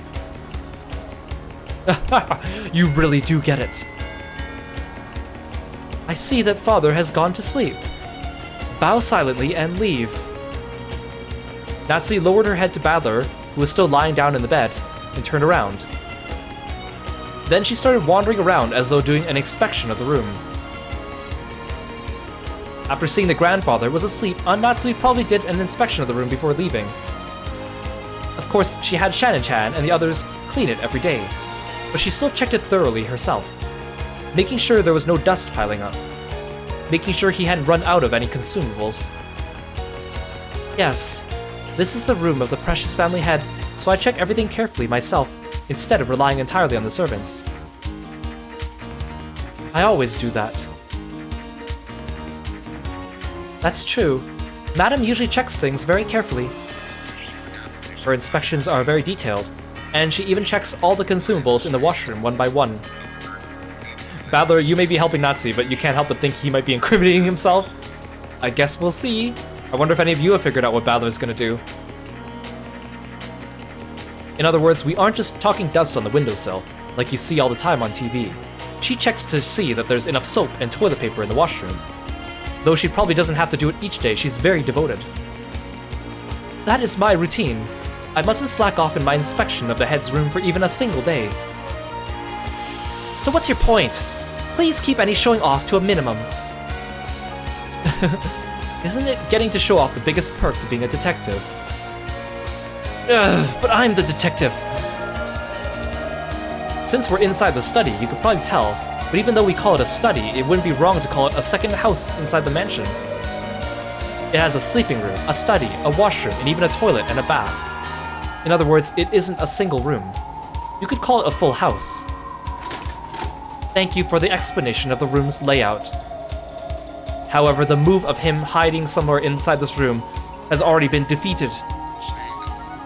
He isn't hiding. However, there's gotta be several blind spots. For example, if Aunt Natsui went into the bathroom to check the amount of toilet paper, most of the study would be outside her range of vision.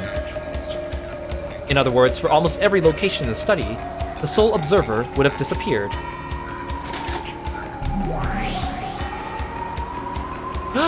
Observer disappearance! We've lost track of Kinzo.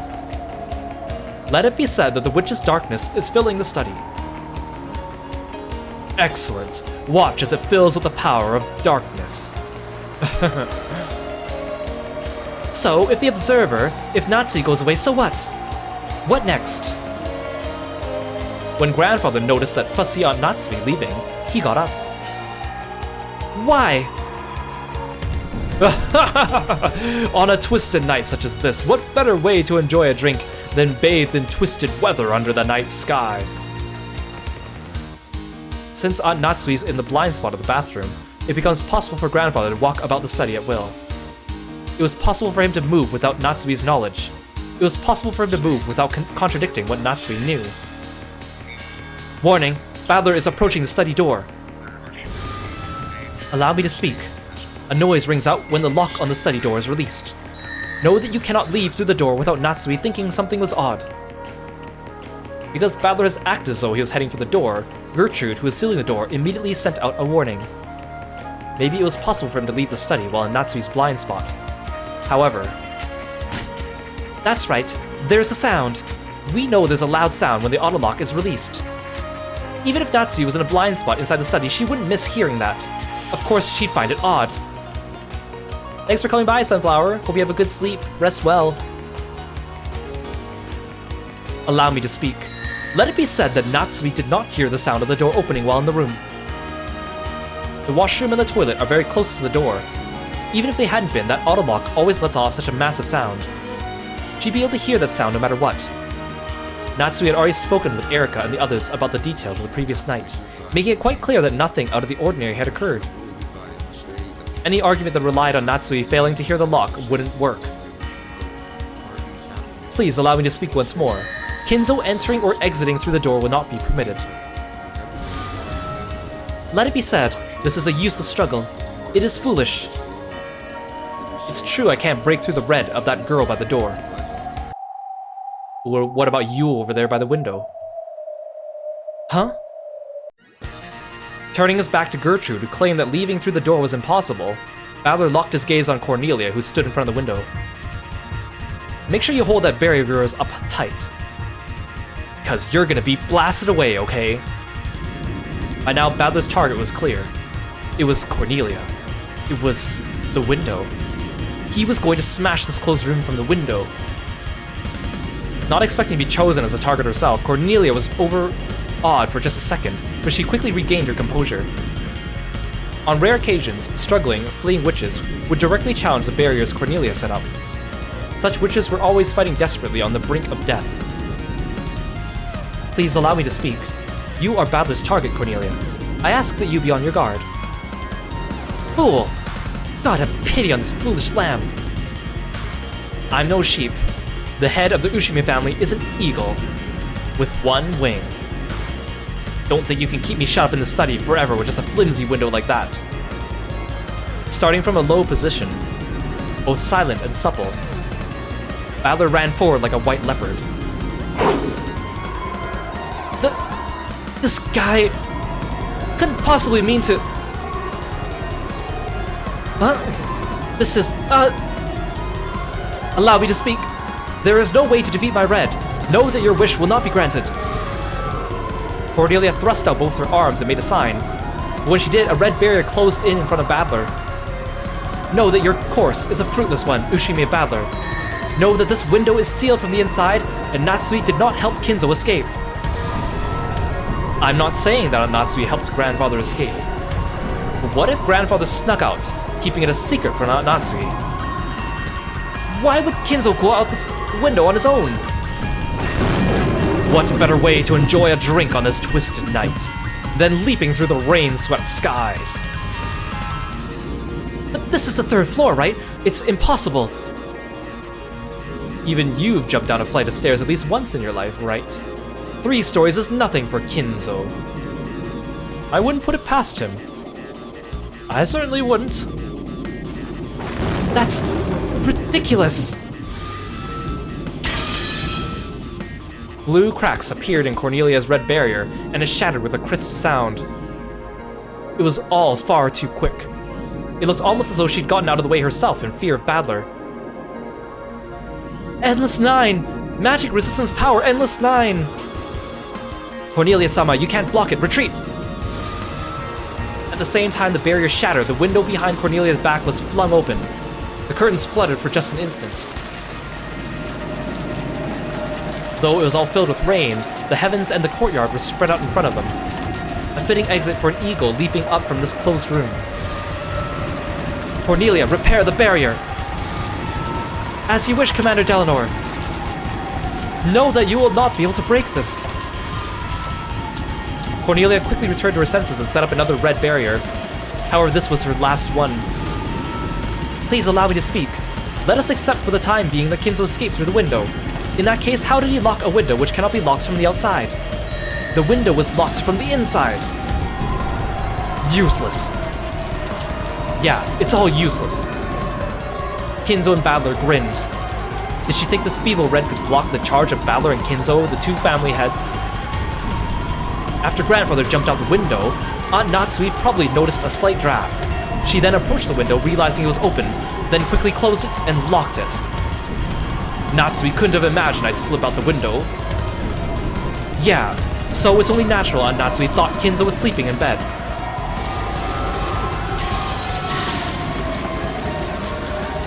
Now that Battler had found the answer, the red barrier was more fragile than thin glass. The red magical wall of certainty had been smashed again so easily it disgraced the name of certainty itself. Unbelievable, right? That barrier was more firm than any Ronov had ever used against Jessica. And yet, it had been destroyed so easily. Though Battler was rushing fiercely and had almost reached Cornelia, she didn't step aside. Her steel spirit, worthy of the name Eisern Jungfrau, didn't allow her to step aside. She took a charm from her pocket, placed it against the thin air and made a sign. Then, not red, but blue burned there. Though it was far more frail than the red barrier, it was her last method of resistance. You won't get through! You won't! Let me speak! Let me speak! Be it that as it may, this is the 3rd floor. How could a wingless human escape from the window? Know that you won't get through. You won't! Just quit your whining and watch. This is the answer! Ah! Battler jumped. He burst through Cornelia and her blue barrier and knocked them away, and his body flew out the window through the darkness of the rainy sky.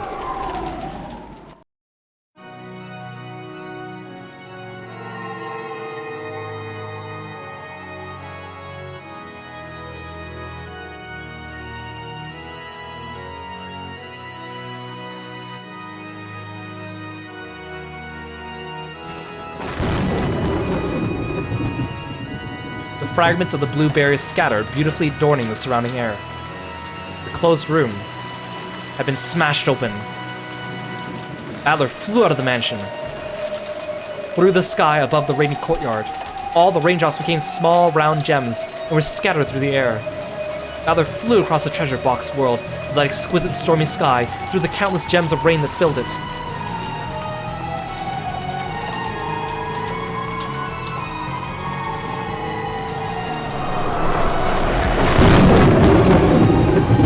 In the sky over the world frozen in time, Delanor and Battler faced each other. If Battler, who had smashed and flown out the window, and was like a knight leaping off a white horse, then Delanor was like another knight, who floated in the air waiting for him. In the air above the courtyard, surrounded by the Ushimiya mansion, and frozen in time, the true new head of the Ushimiya family, and the disciple of heaven, who would test him, crossed paths. Well done. When you fall into the courtyard, whether you live or die, it won't change the fact that Kinzo could have defeated this closed room. You who have thrown away your life and jumped are a martyr. Well done. You have smashed our closed room barrier. Splendid, Ushimiya Battler. However, I am the head inquisitor of heresy, Delanor A. Nox. I cannot allow you to escape from under my nose. Now, at the end, allow me the honor of crossing swords with you. Sure, bring it on. This game is surprisingly unrelenting. Yeah, Battler, I'm gonna totally beat Erica at her own game and then jumps out the window. It's basically what happens. Like, without all this narration, if you just imagine what's going on, it would be so weird. Could you imagine them trying to adapt this into an anime? It would be weird, and it only gets weirder from here. This is the most realistic scene of the Answers arc. In this world where the gems of rain fell slowly like large snowflakes on a snowy field, Delanor and Battler slowly crossed paths.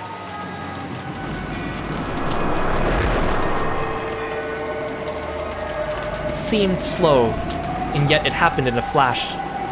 Their gazes crossed and clashed like lightning. Night confronted night head-on, and everything would be settled with a single strike. Blue and red crossed paths. Was it shown beforehand that a blind spot existed within the study for Natsui? If it wasn't shown, this theory would not be permitted. Noxus 8th. It is forbidden for the case to be resolved with clues that are not presented. Delanor's double strike with both the blue and red blades reached out to slice Battler, and failed.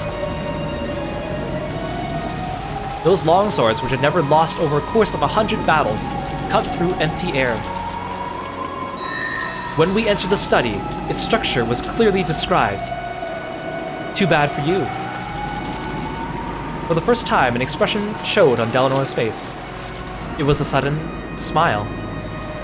She had known about that long before. However, she still couldn't let him escape without attempting that single strike. Not even with her reputation as an inquisitor of heresy on the line. She still crossed swords with Battler, even though she knew it would fail. Yes, I knew. With your answer, Noxus 8 is not violated. Here it comes. No hard feelings. Yes, come. In Battler's hand was a blade that shone red. That blade etched out the red truth. It wouldn't be an exaggeration to say that Kinzo's study was a small villa he had created inside the mansion. A study, a library, a place to sleep, and a bathroom and washroom. It was divided into multiple rooms. That has already been shown, and it suggests there could have been a blind spot somewhere within that room.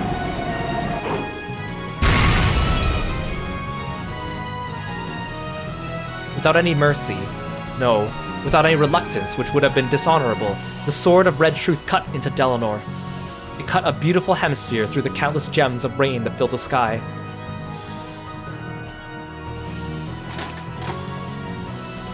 Well done. Time exploded into life. Both of them fell through the courtyard. One drifted down, the other tumbled through the air. Then there was a soft sound and a dull thud.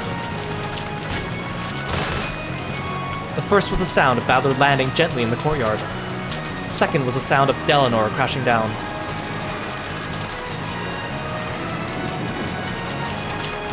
After crouching down for a while, Battler slowly stood up.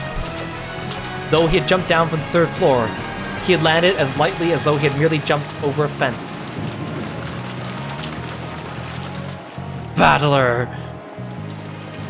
Vito leaned out of the study window looking to see if the supposedly wingless Battler had landed safely. Vito! Come on, jump! Huh? That window is our way out, so jump. You aren't the kind of witch who could be locked up inside a closed room, right? The study was no longer a closed room. She could jump from here, escape from here. By now, the closed room that had threatened to capture the witch and suffocate her had been destroyed. Yes. You too, Kinzo. Go. From the moment Battler showed his answer, my spirit had already escaped from this room. Kinzo's form became a cloud of gold butterflies and disappeared. The closed room barrier had dissolved and the power that denies magic scattered. Vito ran towards the window. That was the only exit from the closed room of this witch hunt. After glancing at the Chester sisters and the subordinates of the Inquisitor of Heresy, she readied her wound-covered body and ran towards the window just like Battler had done. She looked like Cinderella, running as she heard the bell toll. There's no way we'll let you escape, Beatrice! Illusion of the witch! Erica flew at Vito, trying to latch onto Vito as she dashed, but it was like trying to catch smoke, as she landed face first on the floor. There's no way a human could catch a witch. For one such as her without love, even touching Vito was impossible.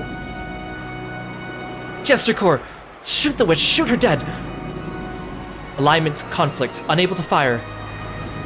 Allow me to speak. I have no barrier prepared that can block Battler's blue truth. Both Chester 00 and Gertrude spoke with unbelievably calm voices. No one can stop them! Not Battler, not Kinzo, not Beatrice! If these guys manage to escape... My closed room! My theory! I'm... the detective! Fruto Erica! Erica crouched, screaming and clutching at her head. The Great Golden Witch isn't going to be defeated by something like that geezer's grubby study. It's still just the first twilight. I'll teach these newcomers that your game isn't that easy.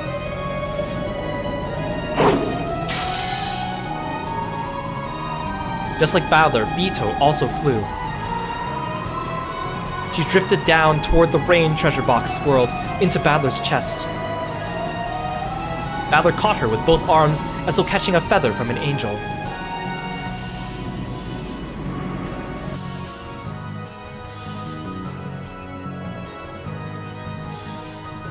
was like a knight catching a princess who had been locked up in a tower. Like a beautiful picture of a scene in some fairy tale. Yeah, surprisingly tender picture there, huh? Crap, I think I'm in love. Are all the Ushimiya family heads like this? If you were to write down the unprecedented feats of Ushimiya Kinzo, you would probably have an uproarious tale longer than all the grimoires in the study put together. It seems the tale of the next head would be worth writing down as well. In fact, it already is being written. It's already a very, very long tale. The demons giggled on top of the roof, holding umbrellas. Then they quietly looked down over the two in the courtyard. You're not bad at all. I guess all your games toughen me up. In shock, Vito actually praised Battler as he held her in his arms. Battler laughed in his usual carefree way. This is... impossible! Impossible! Erika looked down from the window and clenched her teeth, still clutching at her head. Still holding Vito in his arms, Battler grinned back. Erika. What? I'm not giving the riddle of the Golden Witch to you. I'll solve it. That riddle belongs to the two of us. Right, Vito? Indeed. My riddle is Yo? When Battler laughed evilly, Vito's face turned uncharacteristically red, but even so, she spoke while laughing loudly. My riddle is... yours. Yours alone, Ushimiya Battler. I won't let anyone else solve it. Listen to her saying something like that. Battler snorted, amused that Vito had said something so out of character. And still, holding Vito in his arms, he spun around in a kind of waltz. The falling gems of rain celebrated their victory over this trial. He jumped down from the 3rd story, and he's alright! He jumped down and escaped from the closed room. This is ridiculous. This isn't reasoning, it's insane. If Battler had been at least seriously injured and writhing in the mud, Erika might still have had some ground to stand on. She might have been able to claim that Kinzo couldn't have jumped down with his old body and gotten away unscathed. However, Battler stood calmly in the courtyard, looking up at Erika with the dignity of the victor. Everyone, I'll ask one more time. This is impossible, right? There's no way a human could jump down from a 3rd story and land unharmed! Isn't that right, everyone? Much less Kinzo-san jumping down from the 3rd floor at his age. This isn't reasoning! Erika tried to get everyone's agreement, and somehow turned things around, but their responses were no different from how they'd been shown a short while ago. No, it would be possible for Kinzo-san. I wouldn't put it past Father. This is Father we're talking about. There's plenty of crazy stories about that man. Something like this wouldn't surprise me a bit. What? Is there something wrong with your heads or your brains, people? At any rate, it looks like your closed room argument wasn't perfect.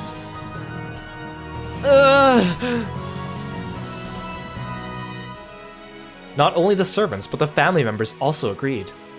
They all agreed there was nothing strange about Kinzo jumping down from a 3rd floor window. Just who in the world is this Ushimiya Kinzo person? Well, I'll give you 60 points. Kinzo would have done it with a bit more flash in his younger days. It needs some more tweaking. Yeah, I love how the adults are just like, yeah, I can see it, yeah. Oh, and how much should it be tweaked? Well, he might have jumped down with me in his arms. Yeah, they knew their dad was crazy. Got it. Next time, I'll do that. If you think you can, just you try. Vito's voice grew very faint and she gulped. Then her body suddenly crumpled away into a cloud of gold butterflies. That was because many people had rushed up to the window, so she was being bathed with gazes filled with the anti-magic toxin. Vito's body became invisible to them and melted into thin air. So to their eyes, it appeared that Battler was standing all alone out in the courtyard. Battler, you okay? It looks like he's fine, thank goodness. I have lost. In that case, for the benefit of those people in the study as well, deliver your final blow to me. Use your final blue truth to show how Kinzo escaped from the closed room of that study. There was no pain in Delanor's expression. Pleasure and pain never showed up on her face in the first place. However, she was only barely able to rise to her feet, using her longsword as a crutch, so it was easy to guess at how heavily she'd been damaged. And despite her lack of an expression, you could tell this was a loss she could accept. Battler and Delanor turned to face each other. Here I go. Yes, come. Although readying herself, Delanor quietly closed her eyes, but she still stood tall and maintained her air of dignity. This is my blue truth. Blue power gathered. Battler slowly approached Delanor. Then he faced the rainy sky and yelled out the blue truth. Ushimiya Kinzo escaped from the study, through the window where Aunt Natsui couldn't see him. Aunt Natsui didn't notice and locked the window. In this way, Aunt Natsui saw Grandfather go to bed. Yet, Grandfather was able to escape from the study without contradicting the lock of the window or the door sealed by the receipt. I have just demonstrated it was physically possible for him to escape. Therefore, this battle is over. The blue wedge flashed through the courtyard along with a blue bolt of lightning, roaring down towards Delanor's forehead as she stared up at the sky. He's lucky that Natsumi caught on and didn't decide to start denying that she closed the window either. I mean, I guess I can't say lucky, because she kind of already learned her lesson from Erika.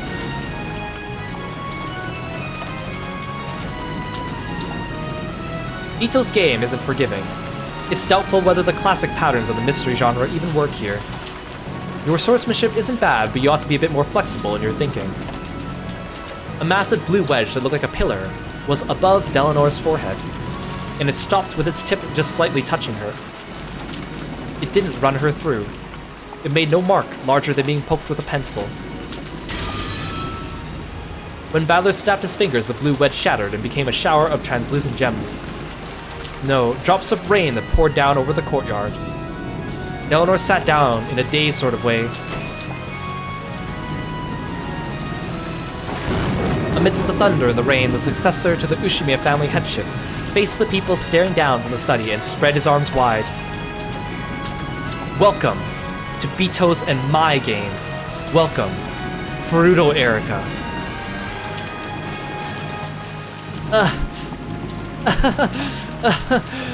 How amusing. Ushimiya Battler. Good. Truly good.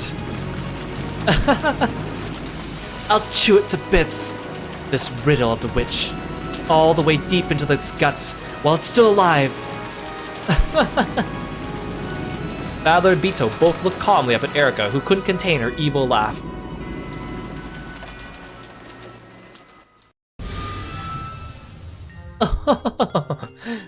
Ah, this is good stuff.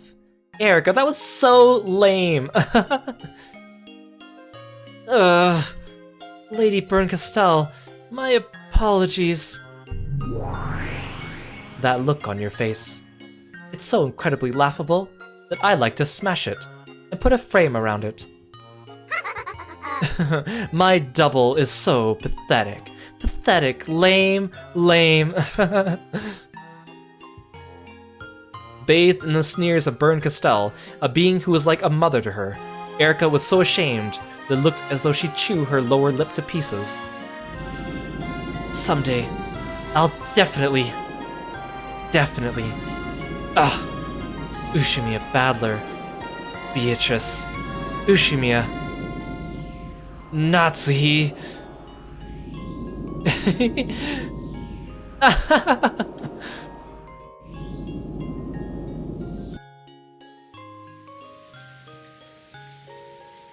This riddle is ours.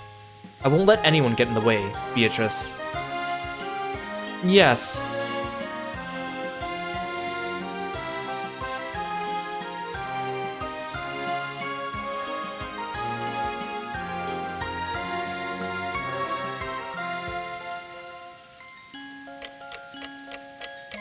Well, thanks for the stretch, Kieran. Perfect timing. Thank you, thank you. I definitely need that. You guys probably do too. Make sure you stretch.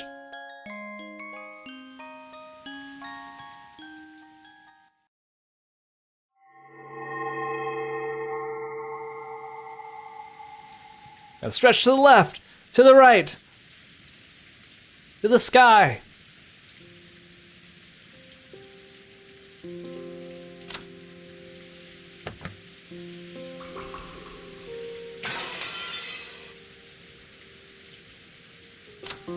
So, this episode was a ride. This is the essence of what I think the Answers arc is. Actual, like, logic battles that aren't just ridiculous battlers saying, like, Substance X or mysterious hidden door we can't find. Like, it's actually breaking down to bring in those mystery genre things. Bringing in these other characters. It's really weird to think that we're cheering for and fighting for Beatrice's side, even though we've been opposed to her this whole time. On top of that, we're defending Natsui, and Natsui is clearly in the wrong. Hiding Kinzo's death. I know she's doing it for her husband and her honor and Kinzo, but also, like, really we shouldn't be defending her technically, but her sob story was just so good that we just can't help but cheer for them. It's such a weird reversal of emotions, just like we did at the end of episode 3, where things were getting topsy-turvy and we started questioning who we should cheer for. But this time, we're not even done the chapter yet. We've only gone past the first twilight. Although I would estimate we are about 60 to 70% of the way through episode 5. I'll probably be able to finish episode 5 in 2 more streams, but that's probably one of the best scenes from this episode. And it only gets better from here in terms of the other episodes as well. I still can't get over Delanor and all her friends' ridiculous outfits. I mean, it's just like the Chester sisters and the Seven Stakes, where, like, what are they wearing? Clearly they had an agenda when they tried to make them kind of sexy. But let's just ignore that. Let's read what it says. So, Delanor A. Knox, a member of Eisern, I guess it's Jungfrau, Eisern Jungfrau, the 7th District Repentance Enforcement Agency of the Great Court of Heaven, a head inquisitor of heresy and a first-class archbishop.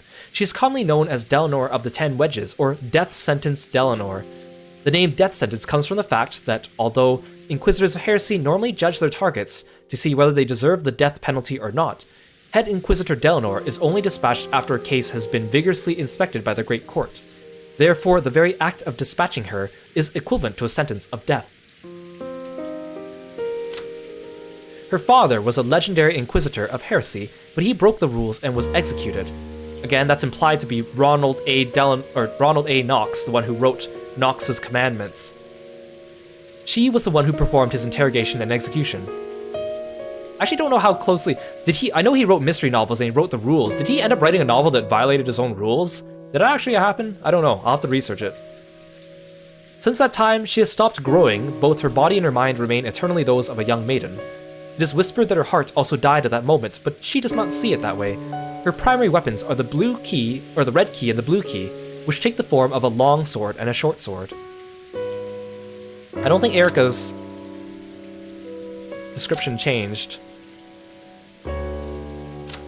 And then we also have Cornelia, a member of Eisern Jungfrau, the 7th District Repentance Enforcement Agency of the Great Court of Heaven, an assistant inquisitor and a third-class minister. She has attained high grades in academic exercises, but this is her first time on the job.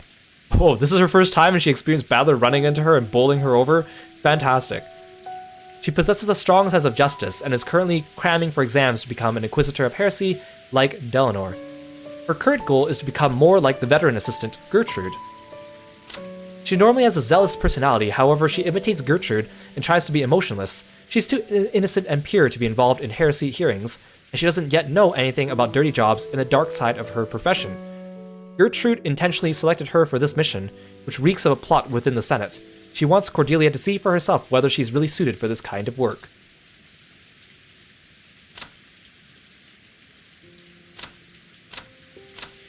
Wait, no, that's the Chesters, sorry. There, Gertrude. A member of Eisern Jungfrau, the 7th District Repentance Enforcement Agency of the Great Court of Heaven, she's a high-level assistant inquisitor and a first-class minister. An assistant inquisitor of heresy, she is tasked with aiding during interrogations and hearings. Because most missions end up as executions, she's usually assigned the job of using barriers to block the target's means of escape. When it comes to fulfilling her missions, she is calm, flawless, expressionless, and emotionless. However, most of the time she is quite compassionate and is loved by many of her juniors. She has already passed her exam to become a full Inquisitor and was offered a vacant position in a different district, but she refused. She waits for reassignment under Delanor, to whom she owes a great debt, and continues to serve alongside her as an assistant. Therefore, though she is an assistant, she is treated as an Inquisitor, 3rd class Archbishop. Yeah, maybe they were classmates with Temenos. Who knows? 7 sisters are still here. None of these guys had really changed.